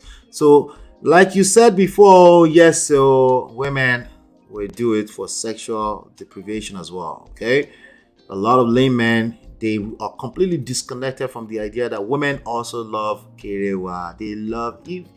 Yeah, you're right that everything, the ambience, everything has to be right. They have to be emotionally stable for typically, yes, you're right. But they love this thing die. Don't deceive yourself. Loneliness will absolutely do it. Insecure attachment style will do it. That's something a little bit deeper that you need therapy to help you with. Midlife crisis will do it. Okay, midlife crisis will do it. I'm telling you. Okay, midlife crisis. Combine that with loneliness and this one right here. Yeah, that one, right? And this one, emotional starvation. You have a dangerous combination right there. Don't be delusional. Okay, that's all I'm telling you, gentlemen. Okay, you need to be nurturing your relationships. It's not only bad women that cheat. Get that shit in your skull right now. Okay, an underlying condition. It could be childhood trauma. Okay, it could be opportunity. You don't want to hear this. I know you don't want to see that. That's like shaking them up right now. Like, opportunity beats bawo. You should have some morals and values. You're right. That's the whole point of morals and values.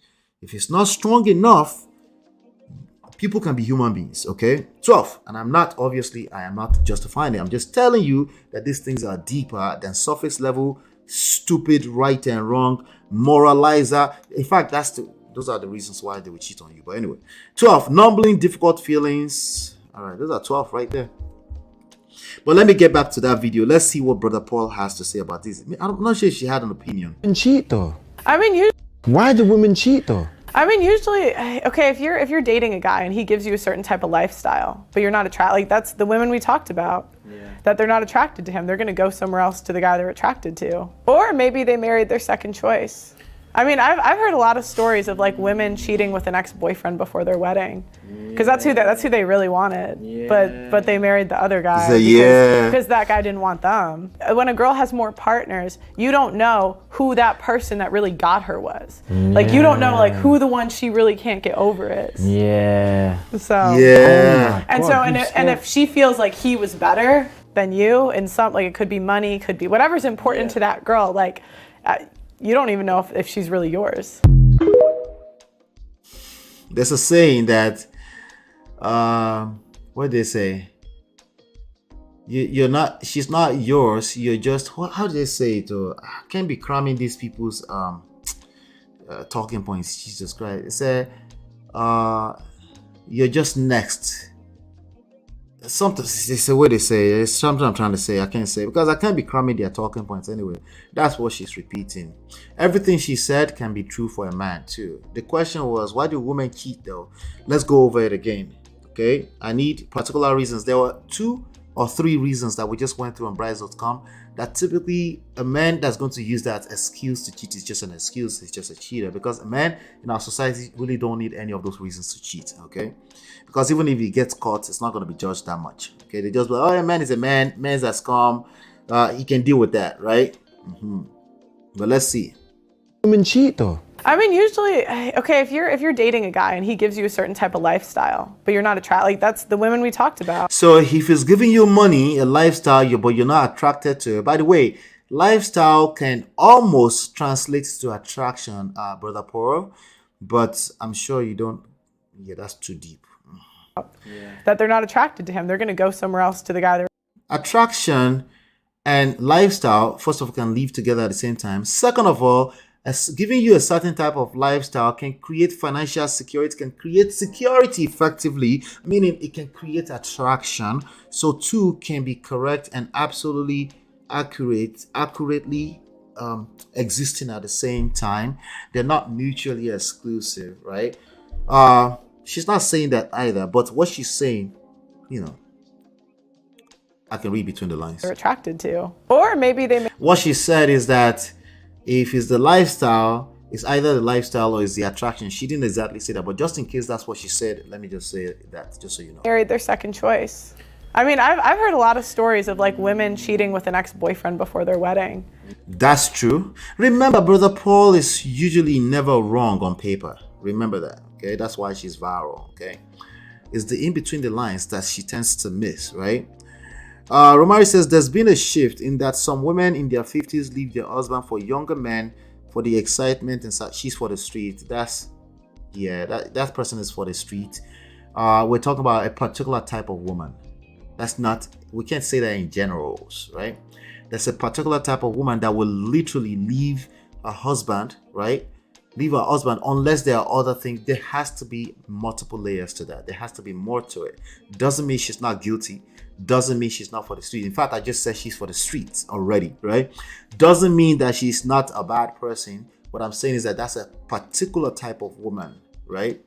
But there are typical women that will find themselves cheating and they sworn up and down that they were not that type of person. And you could see, and you will be shocked if you found out that they cheated too. You will be like, I never saw that coming. But the type of woman you're talking about, I guarantee you, most people can see them and say, they know that this person will probably do something like that, right? Those are different types of, obviously everyone is not a monolith, right? So but at that point, I won't call it cheating. They're just living their lifestyle that you kind of suspected already, right? Be responsible, not boring. Thank you for saying that. Because that's who they really wanted. Yeah. But so that's who they really wanted, is the manosphere lame modern men talking point. People can want you and actually marry you. 3 years later, they actually don't want you and they went back to their boyfriend and cheated on you with the boyfriend, or actually gather a whole new boyfriend altogether and cheated on you with it. And it's not that they didn't like you before. Okay? Something changed, something switched. Doesn't have to be your fault. But something other than right and wrong happened. They chose to do to participate in the bad behavior, right? But of course, the lame mother man will say, it must have been that she loved, and then Brother Paul is repeating that. It's because she never really wanted you. That's not true. That's how you beat yourself up for no reason. It's not your fault. It doesn't have to be your fault.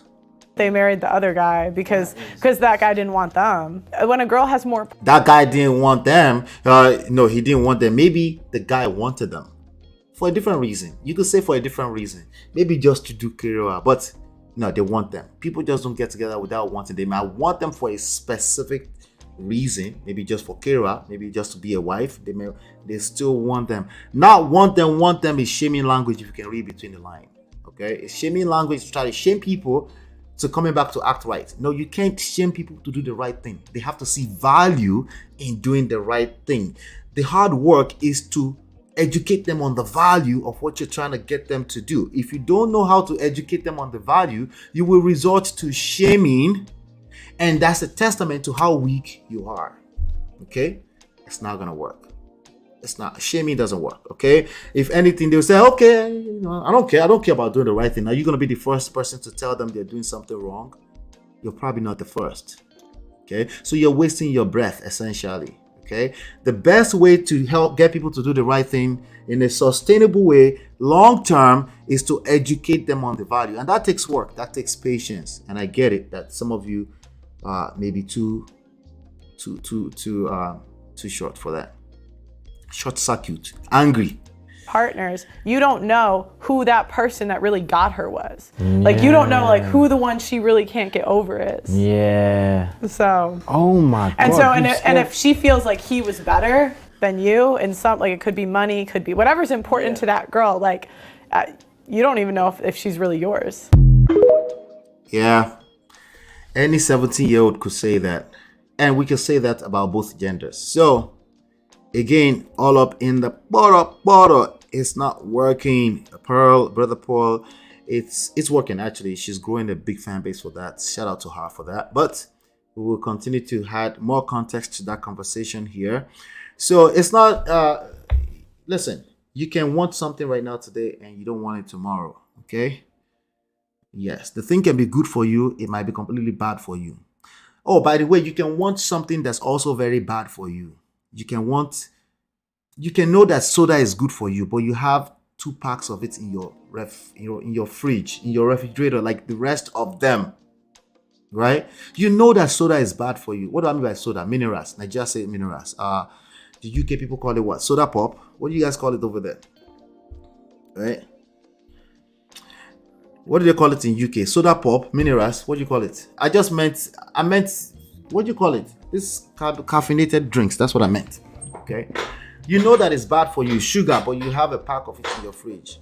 That's real life. People can engage in bad behavior knowing that it's bad for them, right? Even after knowing the value, you're not participating. So how much more when you're like, no, I'm not going to teach them. They should know better. They should just know better. Not to where you did, Jared. Talk to me. How far?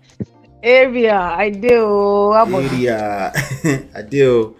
I'm here. We are here. This whole thing. Hi, Romari. Hi, Chinye. Hi, D-Love. Yeah, they're shouting you out. Everybody's here. You know, it's really crazy how you said you might want something today and then tomorrow you might your taste might be different. And that's where like the conversation of always saying people fall out of love comes into place. And sometimes people feel like it's crazy. They're like, oh, you're such a perfect couple. Oh, you guys are so nice together. I'm like, can people just normalize that some things like will have to change? Like how some things, everything changes. No, that's the only constant. No, I'm just saying like, I mean, everything changes. Everything. But when it changes, some people accept the change, some don't. Yes, and some exactly. can't even bring themselves around accepting that change. Some people can manage around it and be like, okay, yeah, I know things happen. I know because she had kids, she added weight. I know it comes with that, blah, blah, blah. Right. That's my fault, but she did it for the family. One time I heard Kevin Hart saying that he cannot stand a woman that has cellulite. Let me Gigi be that. Yes. That's given because most of normal men they love cellulite, they love stretch marks, they love anything that seems, and they hate BBLs. Bro, are you normal? Like this is a woman that have 2 kids for you. I don't know if his wife heard that, but he has no wife. He had no wife. What do you mean? Kevin Samuels? I don't know if his wife heard that. Which Kevin Hart or Kevin Samuels? Kevin Hart. Oh, Kevin Hart. Oh. Yeah. Kevin Hart is another weirdo out there, but so honestly, like I feel like, especially when it comes to marriage, especially on our own side, we just get too much pressure of just like get a husband, get married. They don't like explain to you what is in it, what to expect, what to do. I feel like marriage counselors should do more of like a realistic counseling and have conversation with couples before they get married. Not just saying, oh, just be patient with her. You have to be patient with him. Like you just gotta tell them, like, listen, there are times that he's gonna get on your last nerves, and then you're gonna be like, right. You gotta like be realistic with people, what they're gonna see, ask them what they expect, because sometimes these people go in with unrealistic expectations too. Yeah. We all do, which is the reason why we have to be intentional with expectations. Right? Sure. All of us have expectations. That's why I say manage. I don't say eliminate your expectations. I say manage them. Everybody goes in with an expectation, but I said some people go with some unrealistic expectations. Yeah. And that's the reason why these conversations need to take place. And now we, the parents that claim that we are woke parents, that's where we come to play, where we have to have this conversation with our kids growing up, so that they understand what is in it, what it entails. Like, listen, it's not just, I had somebody asking one of my friends one time that was married before us. She was like, okay, so how many times do you guys have sex in a week? And my friend was like, sometimes never. She's like, you guys don't have like every day?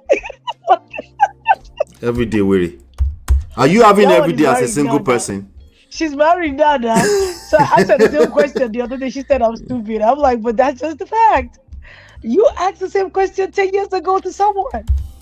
It's because they have lame people on the internet like Anton Daniels giving them unrealistic expectations. And that one is always yelling how he's having sex every night. I'm like, dude, you're not impressing anybody except lame people. Like, that's not impressive. Even as a man. He has a job.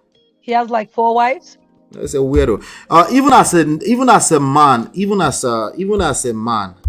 don't want sex every day like that. There might be times that you're just doing back to back multiple times a day because it's just, but there will be time that either it's because of dry spell or you're busy or I'm just busy. Like, Jesus Christ, I'm not there you're not even emotionally there. That's normal behavior now. That's normal human behavior, typical human behavior. There are some people on the extreme of it, like obviously exceptions to the rule, but it's particularly those people that shouldn't be teaching anybody because it's unrealistic at best for most people, right? So I'm not saying it's not possible that you're doing 2 times a day with I'm just saying you're setting up people. Possible, but it's not like a repetitive thing. It's not like a constant, this is what you do all the time. Yeah, setting people up, basically. So I was just looking at this thing that you had that just came up on the screen. It said dissatisfaction in relationships, why do women cheat? Yeah, these are the reasons that we found on brides.com. What do you think about that? That's true, because when we mean dissatisfaction, it's broad. It's broad enough, so we can probably capture a few things in there. It might be emotional, it might be sexual, it might be physical, So speaking of emotional, number 3 is that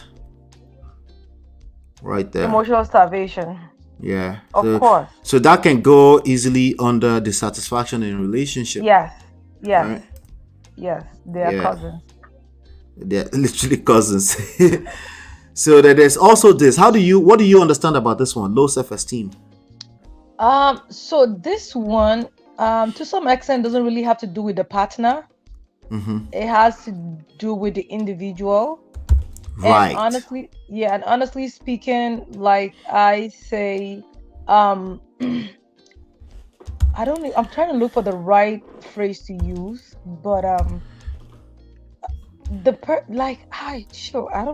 because when it comes to you have only few partners that will know that their partners have low self-esteem, that will want to help you to get out of it. Most partners will want to take advantage of it. What do you mean by that? Let's say that, for example, like a husband and a wife, and you know, like your wife have a low self-esteem, so you're gonna use that as your punching line. Like every time you guys have something going on, you always want to go for that because she has a low self-esteem. Now your job is supposed to bring her out of that place, because that's why you're partners, and that's going to be part of your job requirement as a partner. If your partner now let me ask you this. Of course, low self-esteem can show up in different ways. This person understands that this is low self-esteem and they use it, or which I know they exist too, right? Some don't, they don't, right? They don't. That's what I'm about to say. About Auntie B's show the other day.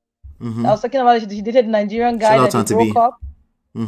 That they broke up, and he left her for some Nigerian girl, and then he came back to her again, and she was giving him her money. Right, Jamaican lady. Yeah, and she's just like, no, I'm just nice. I'm like, no, sis. Right. So that's a good example. Here's why it's a good example, right? So he probably he probably knows in another way, but he hasn't interpreted this woman's behavior as low self-esteem.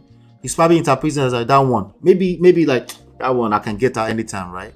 But not necessarily at a clinical level, right? Yeah, but like some of these things you don't have to come out and say it outrightly, like that might. That's what I meant. Yeah, so he knows what her weakness is, like at that one. He knows there's a weakness that he can take advantage of. Is what I'm trying to say. Right, bro. Right. I don't care. Any of my ex knows that you out, you block. Bye. Right. Nope. Right. So if they know that you're going to be there begging anyway. Nah, they don't call it low self-esteem, but it's precisely what it is, right? Yes. So they kind of take advantage of it. Yes. Yeah, I agree with that. So all right, so we just talked about this one, emotional starvation. This one, this I feel this goes under dissatisfaction, but this again can stand on its own because this is abuse. It's what? It's abuse. Yeah. So I always say something here. I'm not sure. Tell me if it makes sense or not, right? I always say you can be abusing people and not realize you are abusing them. Agree. 100%. Yes. And I needed to say that because people especially men, will be like, "What do you mean abuse? Why do everything have to be abused?" Right? Because they it's a big, to them it's a big phrase, and it's almost, they take it as they take it as an attack when you say they're abusive to their partner, as opposed to what our intentions is, which is to bring light to it. As opposed to like, okay, let me sit down and review what these people are saying. Yes. Like our pastor used to say, if somebody's complaining, somebody's complaining too much about you, go sit down and review the complaint. There's some iota of truth in it. Take what is true, fix it, and throw away what you think is bad. Period. Exactly. That's exactly. So most of them will interpret it. It feels like an attack, and when people feels attack, they attack back, right? So right, yes, the best form of defense is, yeah, defense. They become defensive. Do you watch this guy's podcast, Dear Future Wifey? Oh, I've been seeing it in my feed, but I've seen that guy. He was dragged by the manosphere at one point. He's a divorcee, and I could hear that he's a divorcee, right?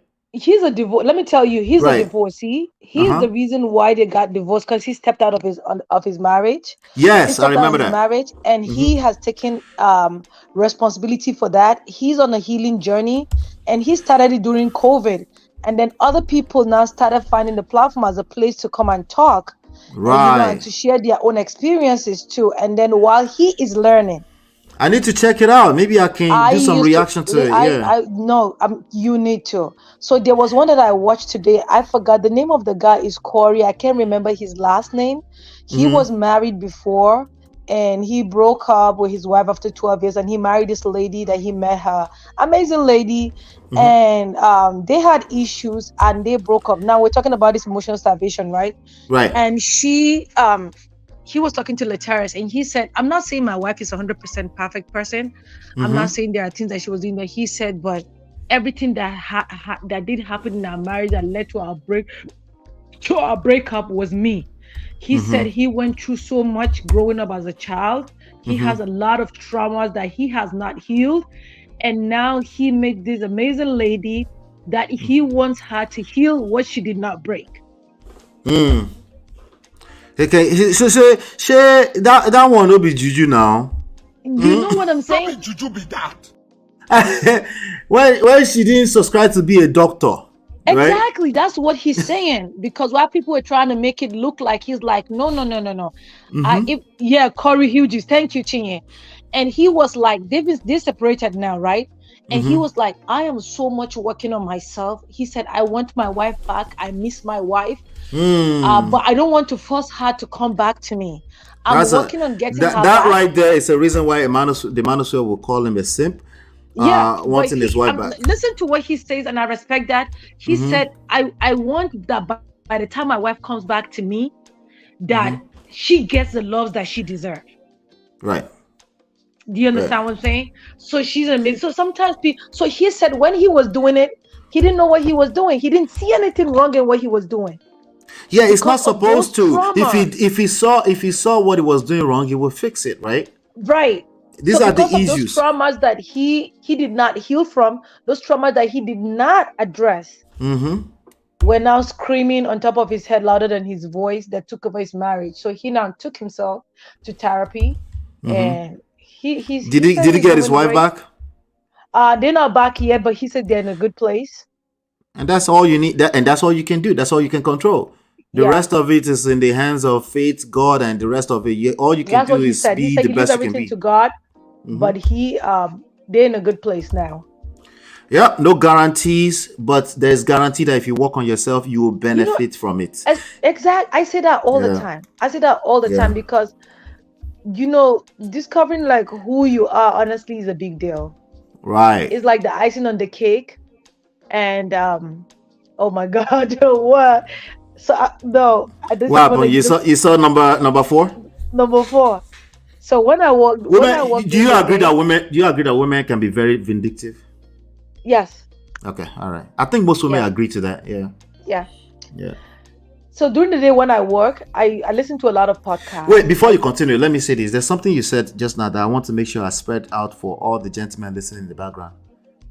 It's not your fault. The more you think it's your fault, the more you're going to overreact because you're resenting yourself. The way that what that looks like on the surface, that you attacked the woman and she probably doesn't know what the hell is going on.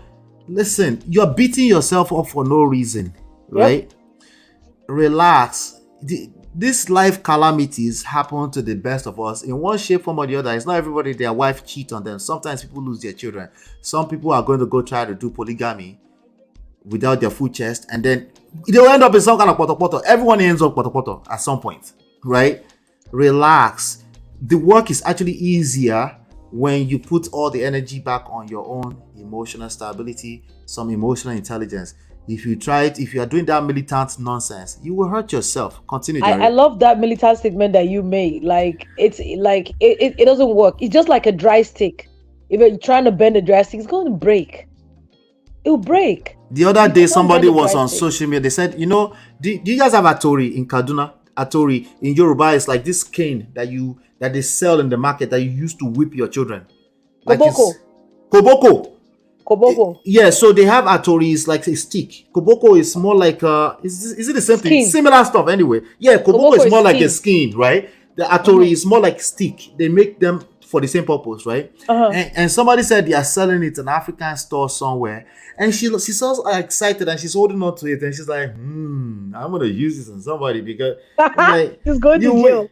You will end up in jail. Are you mad? She's going to jail. And rightfully so. Go ahead, continue, Jerry. Sorry. Are you joking?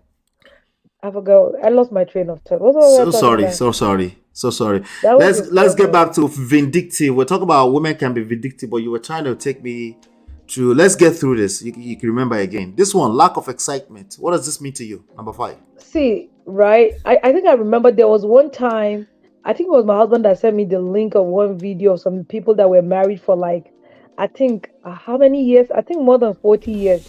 And the guy said it's not all rosy. Like, it's not all roses. So, and that comes with expectations too. So when you get married, you think like, oh, me and my husband are going to do this, do that. We're always going to do this. And like, this has no exciting. There are days that the marriage is not going to be excited. Yeah. There are days that it's going to be boring. Yep. You know what I'm saying? So honestly speaking, there are days that you're going to feel disappointed by yourself. There are days that you're going to be disappointed by the other person. There are days that you're going to be disappointed by the whole thingy. So I just feel like there are days that you can't stand each other. You don't even know why. You can't even put your fingers on it. Oh, you come up with like, how the hell did we even get married? Yeah, after you don't settle, you just be like, your face will be hurting you. All this while you just figuring that out. Yeah, your face will be hurting you from just being upset, and you like for no reason. Okay, I can't. Yeah. You have to trace your step back. Like, what upset you first in the first place? You know. Yeah. There are gonna be those days, of course. But you know. but you just have to create that mindset for yourself. You understand what I'm saying? That there are days that probably you're like, let's say your partner is tired from work, the work pissed him or something, and the person needs like a little space. You can go do something. That's why you need to get a life. Yeah. Do something for yourself. Maybe you have something you need to take care of. Let that person have a little space to breathe. Speaking of life, what do you think about this one? Oh Jesus. Oh my God. I think I'm going through when she start taking pictures of just pata on Instagram randomly in the middle of nowhere, 43 years old. She just want to start taking pictures of just wearing just pata. And then you're gonna be like, ma'am, you are 40. You didn't do this at 16. You're doing this now. Or even worse, nobody want to tell her the truth because it's like, who go tell her now? Because auntie, someone posted the what other are you doing? 35. This is someone that's not social media friendly person. She's 35. She just posted a picture. She went on vacation with bikini. She's like, this is not a test trap. I'm like, clearly it is.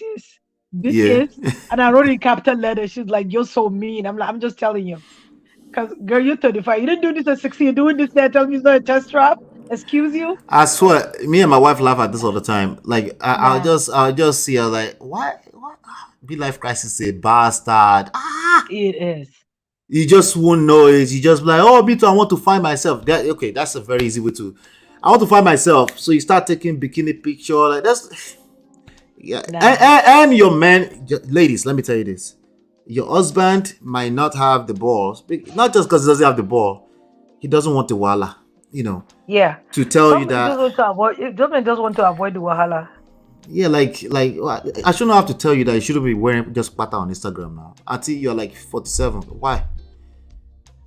Nah. But Just so you know. I look, wait, you're gonna the next thing you're gonna hear all is, but I look good for 47. They say I'm good for 47.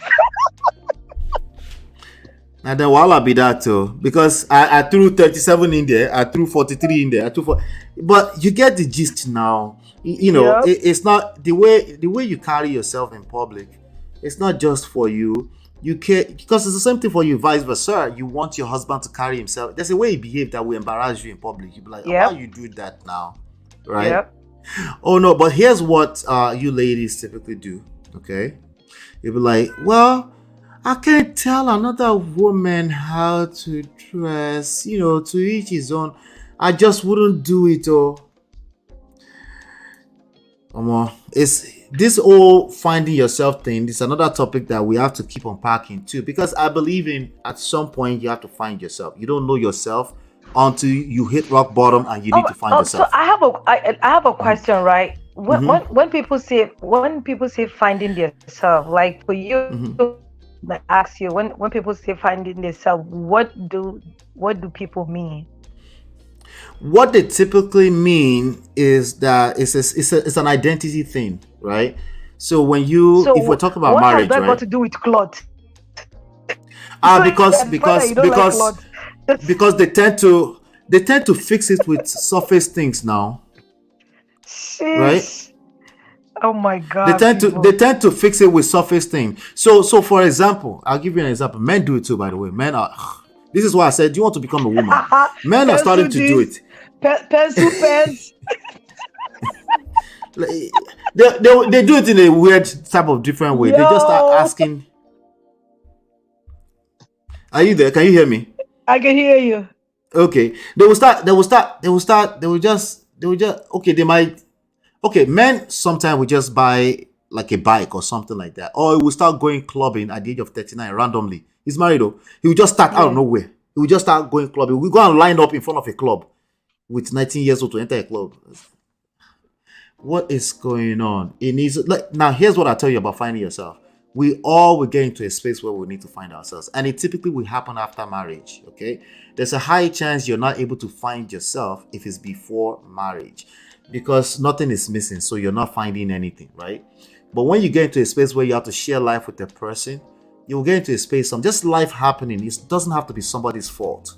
Life happening, and you feel lost. You feel a sense of fulfillment. You don't feel a sense of fulfillment in where your life is at a point in time. Guess who you are going to first of all point fingers at first when you feel a need to point finger at something? It's going to be the person that you're sleeping with. That's the first person you point fingers at, because they're sleeping next to you. Yoruba people will say that means the person that sleeps in bed with you is the person you will slap in the middle of your sleep, right? If you grew up with other siblings, you slapped each other in the middle of your sleep before. You know what I mean? What they call it? What's the English phrase for it? When you fight, what is it? English phrase for what? When you're moving around too much in your sleep and you just, before you know, you just slap the person next to you on the bed. You do that.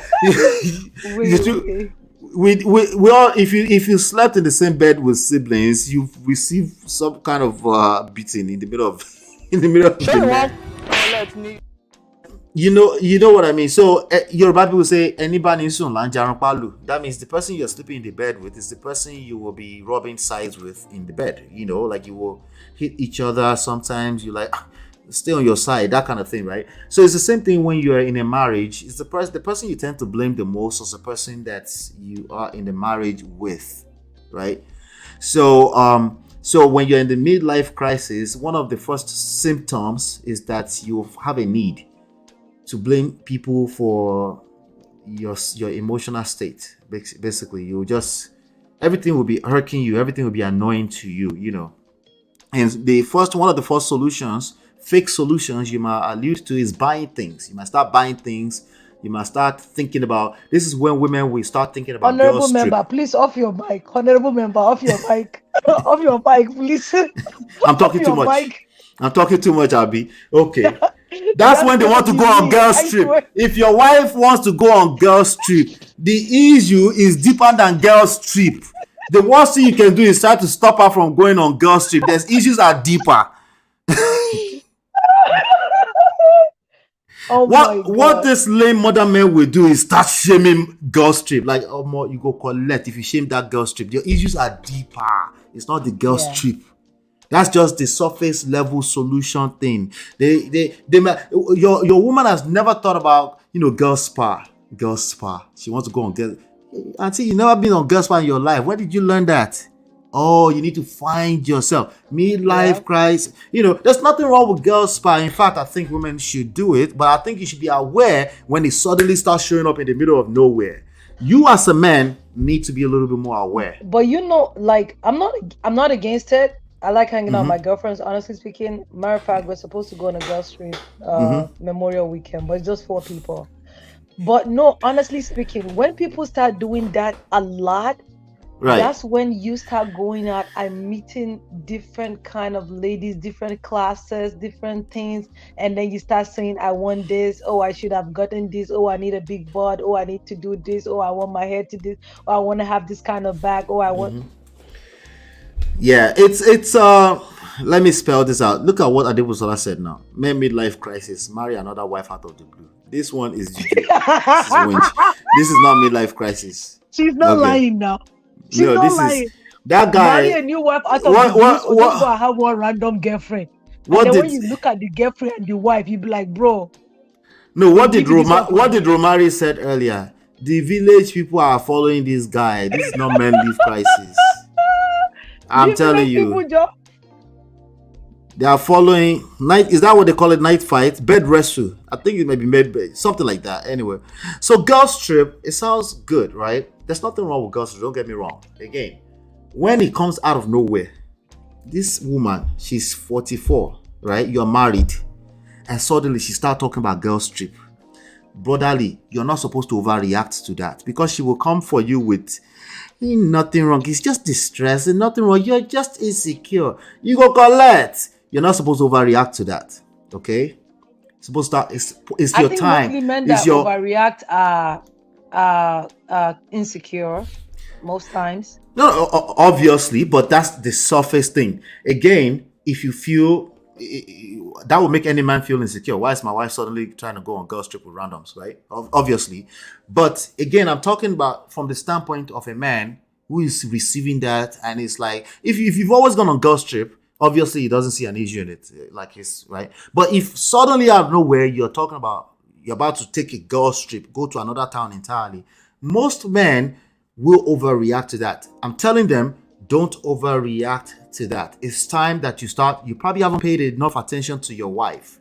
Okay? That's you need true. to start paying attention. Okay? Yeah, that I agree. I agree, because if she's getting enough attention from you, she does not want to move an inch away from you. That's true. You get it. You get That's it. why I say all the time. I said the code is in the Bible. Love your wife. That the Bible give the code already. I'm telling you, like, there is no woman on this earth that you will like soak and marinate her in love that will act out of the ordinary. She has to be a winch, or her village people have stolen her brain. Something is wrong. Or the village people are following her. Or the village people are following her. Because you don't know. Gracious Greatness says Freaknik over girl trip. You know what Freaknik is? No. You're telling your age, Gracious Greatness, by talking about Freaknik. You're telling your age, because Freaknik has not happened since the 90s? Or maybe early 2000s. What does that mean? Freaknik is exactly what it sounds like. It's an old festival where a bunch of people get freaky in the middle of the streets in Atlanta. Yeah. They used to do it in Atlanta. It was cancelled years ago. Nah, ew. So he said. Nah, that's disgusting. He said Freaknik over girls trip. Some people's wife is going to end up in Freaknik in the name of finding themselves. And you know what kind of men go to Freaknik? There are men that are open-minded. Yes, now men that are older have nothing to lose. Now, if you're a woman, a typical woman, not a holier than thou, I would never do that. The typical woman, right? If you find yourself at a Freaknik, a festival, in a weekend where there's a bunch of single people everywhere, or people who want to act single for the weekend, right? What are the chances, right? Especially if you're in a space where you need to find yourself. We're not talking about everything is perfect. I've always gone on girls trip. My husband knows. Bro, that exists too, right? Yes. I'm not speaking for other women. I'm speaking for myself. I have never double dated. I have never had two boyfriends at the same time. I don't know what it looks like. I don't know how to explain that. That's not who you are. I don't like drama. I don't have to explain myself. I want to be, if I'm here, if my husband said, listen, when we got married, my husband was in Nigeria for 2 years before he came here. Right. Like everything I'm doing, like he knows I'm gonna go here tomorrow. I'm gonna do this tomorrow. So if you come and say, "Oh, I went to Nathan's house, she's not home," he's gonna be like, "Oh, she told me she has to do this, this, this." If you go to that place, he goes like, "I don't want to have to explain myself when it comes to that. I don't have space for. I don't have shock absorber for that." So for you, you know what that means for you, right? Because remember, rock bottom. Everybody has rock bottoms, right? Yep. So for you, your own rock bottom is probably going to be mental. That guy go collect. You won't ever cheat on him, but what will happen to him inside that house? And you know another thing that brought me to that? We had a friend that traveled, and when we were like 21, she was dating this guy, and she and her boyfriend had a little fight, and she went for an event, and she had a fling with someone. Guess what? No, guess what? She became positive. She was not pregnant. Positive. Well, that was just village people because, bro, Jesus Christ. Aside the fact that is my positive what? Pregnancy or is pregnant or which one? No, HIV. Jesus is Lord. Oh, I'm not joking. HIV. That's crazy.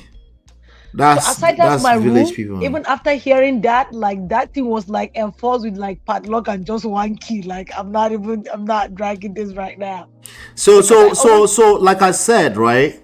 For you, like again, we all have it. It just shows up differently, right? And that's sad that happened to your friend, right? Yeah. Really some people are gonna look like, before I suffer mental health inside of this house, I will have fun. Nah. Right? That's not who you are. Some other girls are like that. Yeah, but they're different kind of fun, though, Ola. You said what? They are different kind of fun. No, their own fun is this one. Let me show you their own fun. Okay, their own fun will hurt. It needs to feel like it's hurting on the other side. Number 4. But so see, and then that's where people are different. I don't have, for me, if you do something like, and I think that, oh, okay, I'm not gonna die in this house. I need to go and have fun. I don't have energy and time to say that I want to do this because it's not that you don't have energy. It's not who you said it earlier. It's not who you are. Well, it's not who I am. It's not because you're holier than the other person. It's just not who you are. No, I still curse.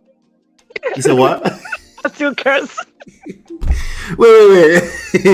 So there's you get what I'm saying there, right? But this is what I mean by the point I make is that, so what do you gain? If you're trying to do something because you want to, I have a friend. She's white. If her boyfriend does anything to her or he breaks up with her, she'll sleep with his best friend.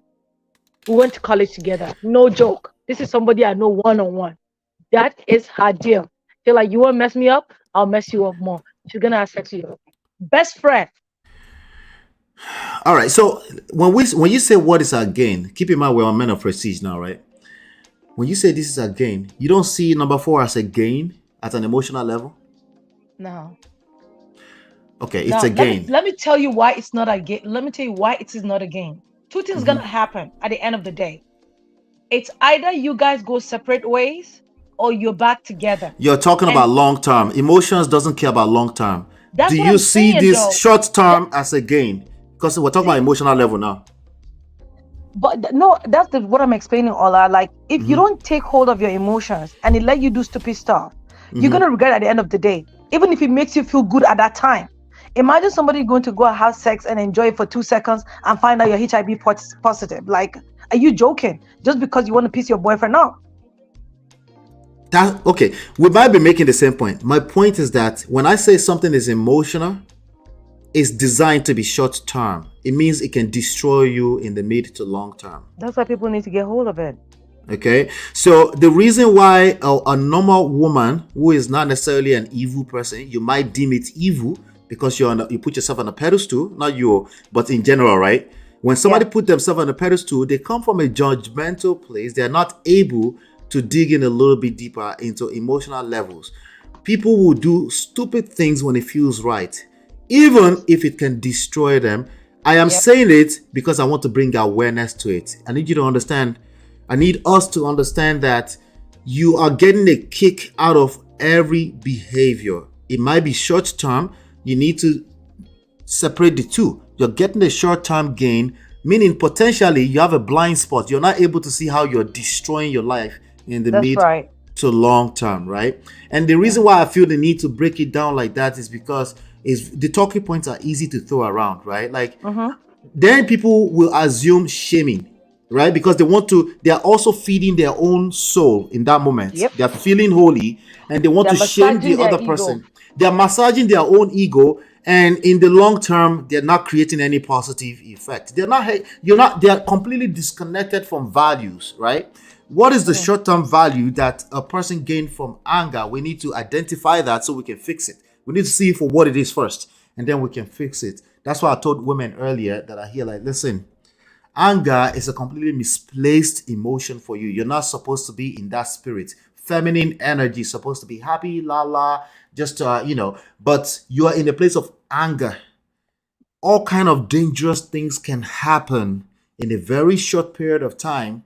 So you want to make sure that you're always feeding yourself. Don't stay too long in a place of abuse, because what they call snap, in a short snap of a finger, when you snap, all kind of things can go wrong. And then you wake up, because you just calm down, and then you be like, what happened? What did I do? It's true for men too, but I'm saying that particularly because typically when you don't expect that you can be in that space, when it happens, it means you really, really lost yourself in the funk of that, right? It means at a mental level, you snapped, like you became somebody else. But if you're not, if you have a bad defense, you end up in jail for the rest of your life. You know, so sometimes some people trauma response too. That's why people need to do therapy. Yeah. Women midlife crisis, they start attending all the Owambe. You get it. Adebu Salah know what I'm talking about. They suddenly, out of nowhere, they want to go to every party. That's midlife crisis. There's nothing wrong with it. You just have to be aware that that's what it is. You guys want to know my own? My own now is obsession for makeup. Suddenly you discover yourself like, I can look good. I do in my house. I've always had obsession for shoes. That has not changed. But makeup is the new thing now. Yeah, it's faces. Nothing is wrong. We're not talking about right and wrong. Nothing's wrong with any of this stuff. Just awareness, right? Romari says the men will empty their family savings over a sport car. That one is village people. Shout out to Blessed. This is village people now. But yes, men do that. I agree. Men they won't do it like not all the way wipe out, but it will be some kind of strange financial behavior. Yeah, something that makes no sense. Yeah, like it's not making sense, you know. Like, bro, so what does this value add to the family right now? You're like, no, I just need it. Maybe he just remembered that when he was 16, he wanted to do that. Yeah, I saw that Marriott, there is a Freaknik documentary coming out, and shout out to Marriott. I haven't seen you in a while. Hi, Marriott. I miss you. Yeah, there's a Freaknik documentary coming out, and some ladies who are in their 40s right now are trying to block it because they feel like they might end up in a video of them misbehaving 20 years ago. Oh, what? Yeah, he's God, bro. 20 years just come like that. Many of them professionals. I saw it on TikTok. Professionals, people that that are doing well right now, that they don't want to be seen in that light of misbehavior in the streets of Atlanta 20 years ago. Wow. Yeah. Wow. It's real, telling you. So short-term behavior can absolutely destroy you. There's another this thing that I saw recently, Nice and Neat. Have you seen the podcast? Nice and Neat? No, I haven't seen it. No. Oh my God, you need to watch it. Like, it's just 3 guys like on the podcast, and the way they talk about life and like vulnerability, like vulnerability at its finest. I've said all the time, like, there's nothing as sexy as a man that's been vulnerable. You understand what I'm saying? Bro, no. No, and again, it depends who is saying it, because don't be the one that was. Brother, Don't do it. Brother, no. Understand my point. The point I'm Explain making yourself. is that, Explain right? yourself. The point I'm making is like. I'm not whining you.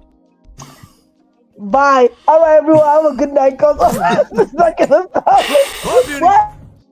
They want us to be vulnerable until they don't want it anymore. Go ahead. I'm listening. No, the point I'm making is, listen.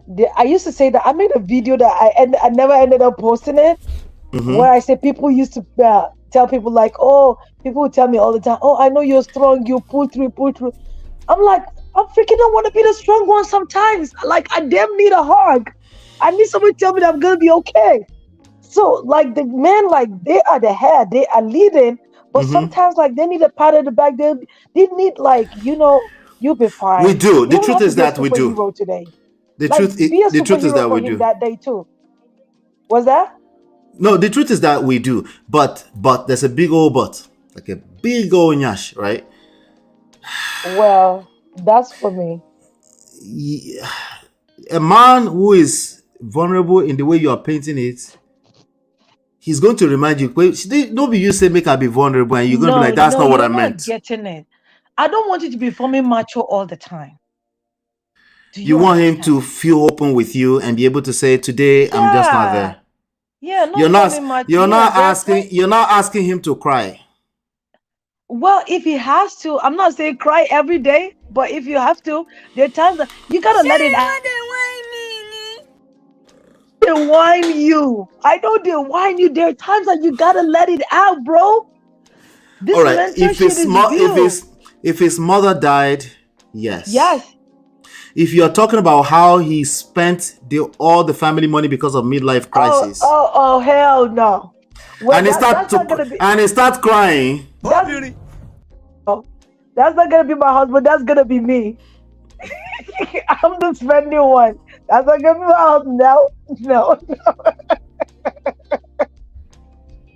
Be careful what you ask for. Be careful what you ask for. No, vulnerable men will burst into cry because he finished all the life savings. He's in midlife crisis. He's emotional. Remember, when it comes to that spending, that's gonna be me, not my husband. I do think vulnerability is sexy. I think without if you're not capable of being vulnerable, you're not going to have a successful relationship. But, do you know another thing again? You have to be in a place to be able to take someone that's vulnerable. Do you understand what I'm saying? You must have that capacity. Right. But you can't just tell somebody.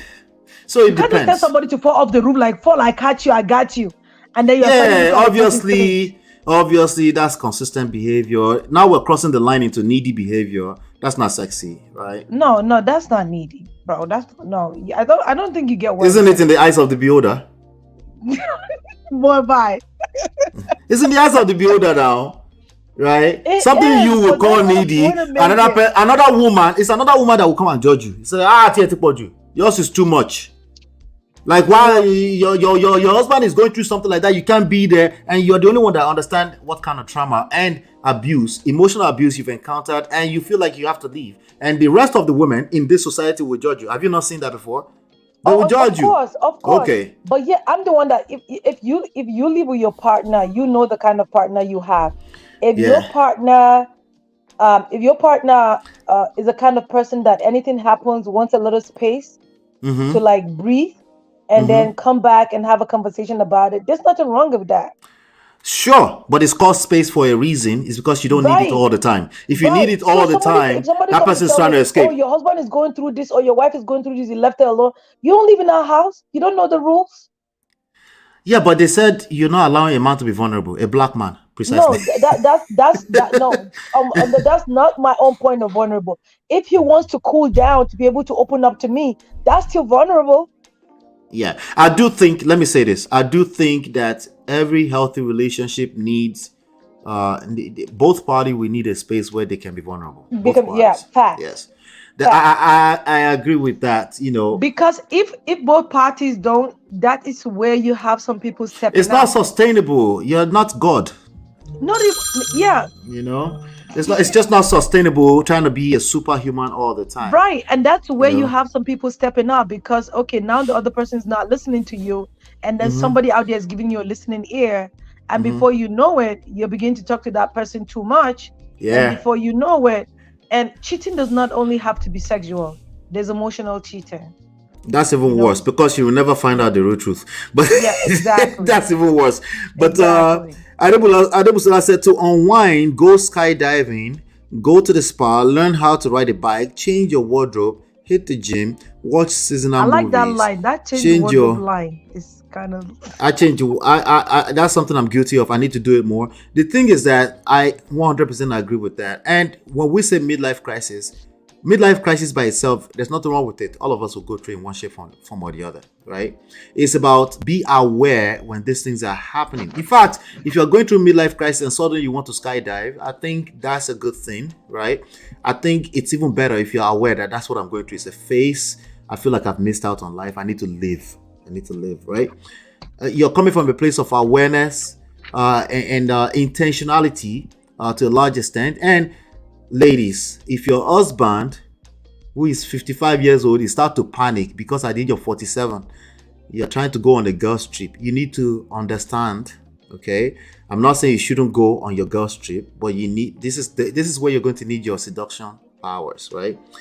If you get upset and you overreact and you start calling him insecure, you are telling us what we already know. Of course it's insecure, but this is your husband. That's your insecure husband, not mine.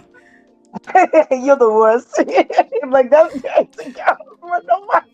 You're not gonna get away with just calling him insecure. It will get worse. You have to look for a way to. All calm right. him down. You're not gonna get away with pulling out all the dictionary meanings of all the psychological terms you've learned in this internet streets. You would destroy everything you've been cooking for the past 20 years just because of your short-term feelings. And then 3 months from now, you'll be like, damn, what did I do? Because if you call a man insecure, a typical man, he will overreact to, even if you're right. No man wants to be insecure, even if he's effectively insecure. He will feel attacked. He will respond accordingly. If he's incompetent, like a lot of these men. If you call your woman insecure, she's going to react to. So imagine if you call a man insecure. A man is supposed to be the one securing everything, and you call him insecure. Right? He's just going to end up in an argument with you and say, I'm not insecure. What do you mean? That's what's wrong with y'all women these days. You always you're not going. No, you can go. You need to engage your seduction powers. No, I'm not saying like, I'm just saying if she does not react in the right way, he might end up saying, okay, so you're not going. Oh yeah, he will say you're not going. Now you will use agidi, coconut head to go. And then you come back to a broken marriage. How do I? Oh no, but you don't have to come to a broken marriage. Well, you can live together and be in a broken marriage for 5 years. How about that? Oh my God, that's even worse. For those that think, if you stay in it, afterwards, you can stay in a terrible marriage too. Now, that's punishing yourself for no reason. No one should stay in terrible marriages. I have a friend's mom that's trying to have her get married. We're like the same age. She turned 41 this year. And the mom was like, she's an only daughter. She has brothers. And the mom is like, just get a husband. Even if you're not happy, just get married. I'm like, what? Yeah, no.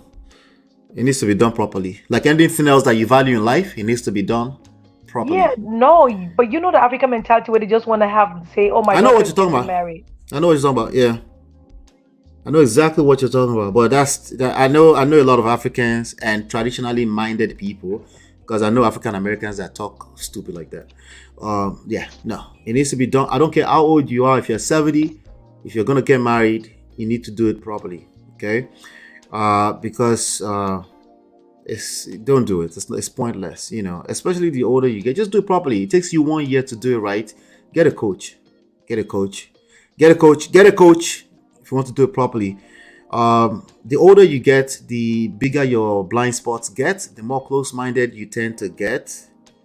So, the more you need a coach for this type of stuff, Let me get some last word from you, Jare Natu. Thanks for coming. And you think some people are still listening to you to get a coach? They'll still not go and get the coach. They'll still go and marry and start yeah, because they will wait till rock bottom. That's fine. Coconut Why head. do we have to? And you be thinking by now we should be having like better marriages, like people be doing better in marriages No, because we're no. like more aware. Population the population is going the population rate growth the growth rate of population is going to have to decline massively first. A lot of people are going to die by single first, with no children first before we get it correctly. Because at the end of the day, innately we want to reproduce, we want to recreate, we want to do that, but it's a cycle, right? People get into a place where men are going their own way of life, but what's going on is that they will impregnate each other, end up with a bunch of single parenthood, and then end up in that court anyway. Because God is nobody's mate, man. You can the best you can do with life is learn how it works. Yes. Yeah. The idea that I'm going to avoid being a human being, avoid my shadow for the rest of my life, Loriro. you end up in Potoporo. Potoporo sound like something else entirely. But I yield, boss. Go ahead, The Jerry. beautiful thing about all of this thing is like people like this goes to men and women both. Like you can't give what you don't have. You understand? Can't. So if you want to be a recipient of love, you have to give love out. Yeah. So if you want to give love out and you don't have it, then you have to like learn how to love. You have to learn how to love yourself first. If you learn how to love yourself, you know what you want and what you don't want. So when you're receiving that love and you're getting like a fake kind of love that is not syncing with the one that you have, you can reject it. You remember that conversation that we had with that young lady about loving yourself, right? Yeah. Fundamentally, at a very fundamental, absolute standpoint, I agree with you. You have to love yourself, right? A lot of people don't even know what that looks like. Remember that conversation? Yes. A lot of people don't know what that looks 100%. like. Going back to what we were saying, that people will need coaching. The dating scene is confusing at best. That's what you're telling me. That's what everyone is telling me. Oh, you have been out of the game. You don't know exactly, right? It's confusing. You need a coach. Yeah. Okay. No you joke. You need a coach. You need extended coaching. Not just you go to one session because you're fighting your boyfriend today. That's not gonna work. You will go there and argue. You will snap back to who you are, incompetent, right? And then the same thing will continue. You will pay another $250. You'll go to another one, right? And what you're doing, every premium breakfast you are eating, you're creating damages, and you're going to punish more people for it. You're not going to the root of the problem. You're not going to the root of the problem. And that's why I said, like, this year, like, focus more on yourself. You know what I'm saying? Focus more on yourself. If you're married or if you're in a relationship, you want to see what you're bringing into the relationship. Are you adding value or not? Is there anything wrong that your partner is complaining about that you need to work on? You know what I'm saying? And then when it comes to the side of loving yourself, you have to love who you are as a person.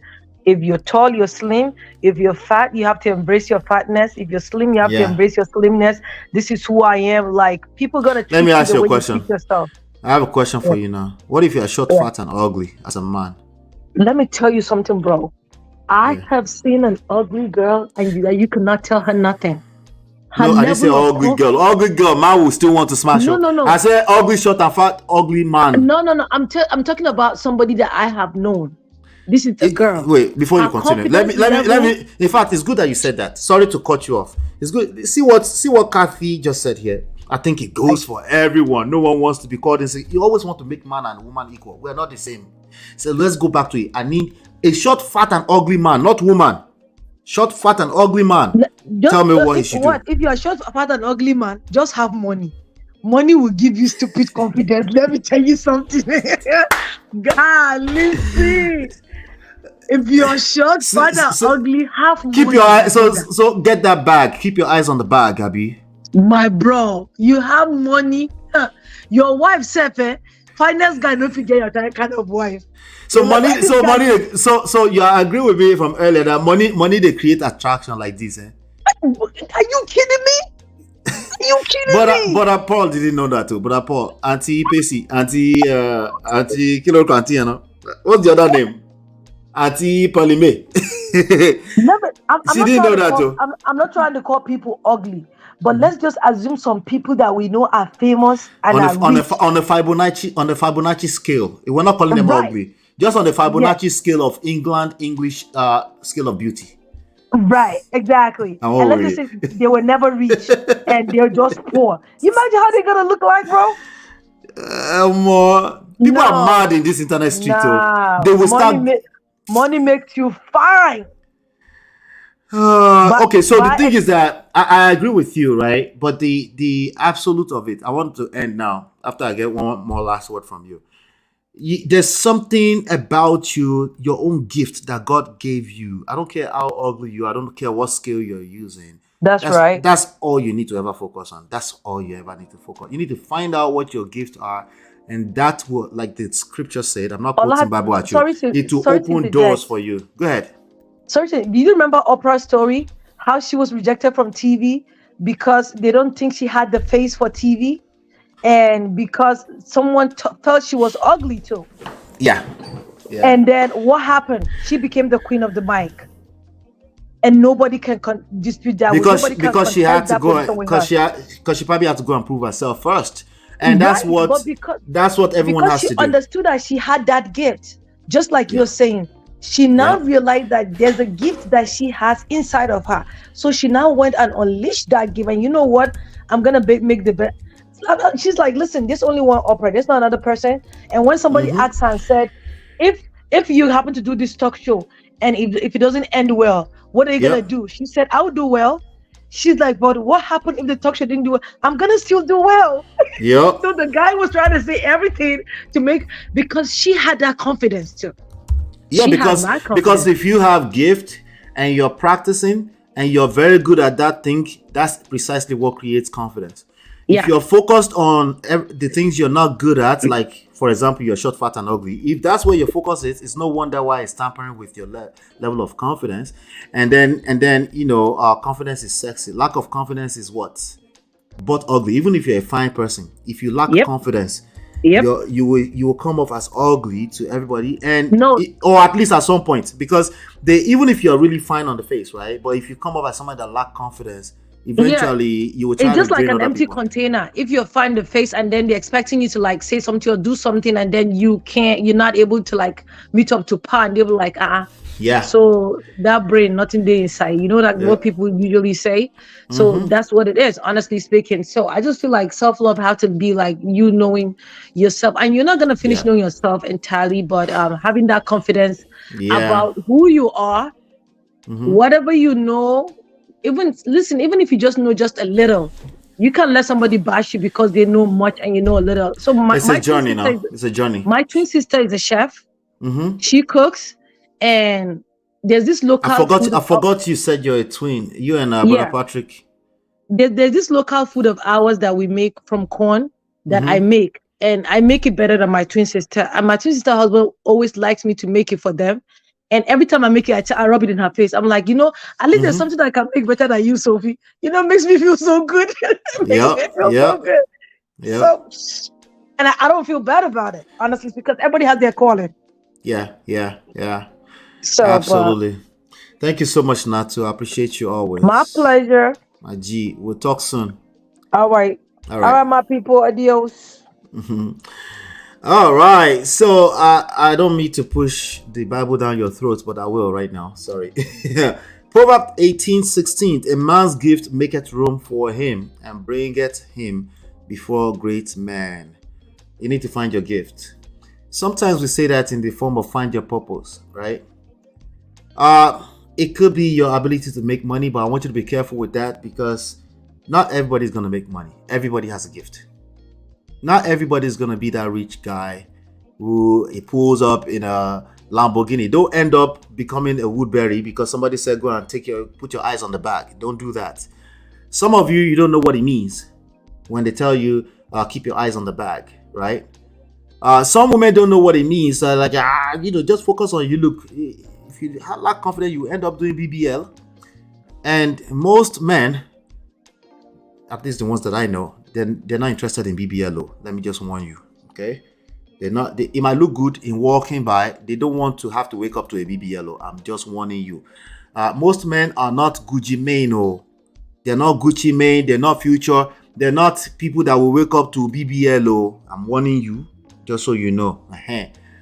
A lot of those things, surface level, materialistic, that's not how you want to think about it. You want to think about it in a more holistic, sustainable way. Find your purpose. Find your gift. Okay? Find your purpose. Find your gift. It will open doors for you. It will make ways for you. It will create confidence by default. Confidence is sexy. I don't care how you look. Okay? I don't care how you look. Confidence is sexy. Okay?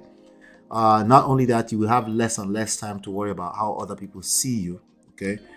So, short, fat, and ugly man, I feel your pain, but we need to work on finding your purpose. That your disconnect. The only reason why any short, fat, and ugly man would be concerned about those things is because it's precisely disconnected from his purpose. If not, he won't even know. They will still tell me, you think I'm ugly? Oh, okay. Yes. On what scale? Fibonacci rule scale or what? It's stupid, right? It starts to sound stupid. And the older you get, you will start realizing that that's not the way to life. Okay? So I appreciate everybody. Shout out to everybody, embassy, everybody that came by today. Shout out to all 24 people listening. Turn on your notifications. Join the notification gang on WhatsApp so you don't have to come late. If you came late, please go and watch everything from the beginning. There were some real lessons at the beginning that I don't want you to miss out on. Okay? Thank you so much. Thank you, everybody. Hopefully, you've been enlightened and appreciated. Appreciated, right? Hopefully, you've been enlightened and entertained, educated. I'll see you on the next one. And peace.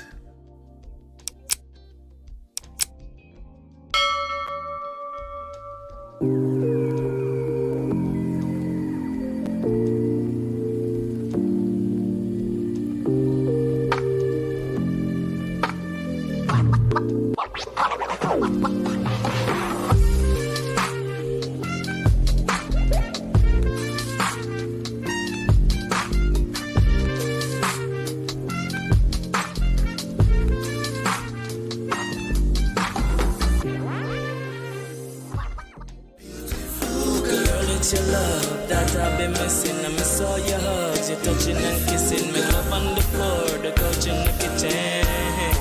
One love enough, we done enough.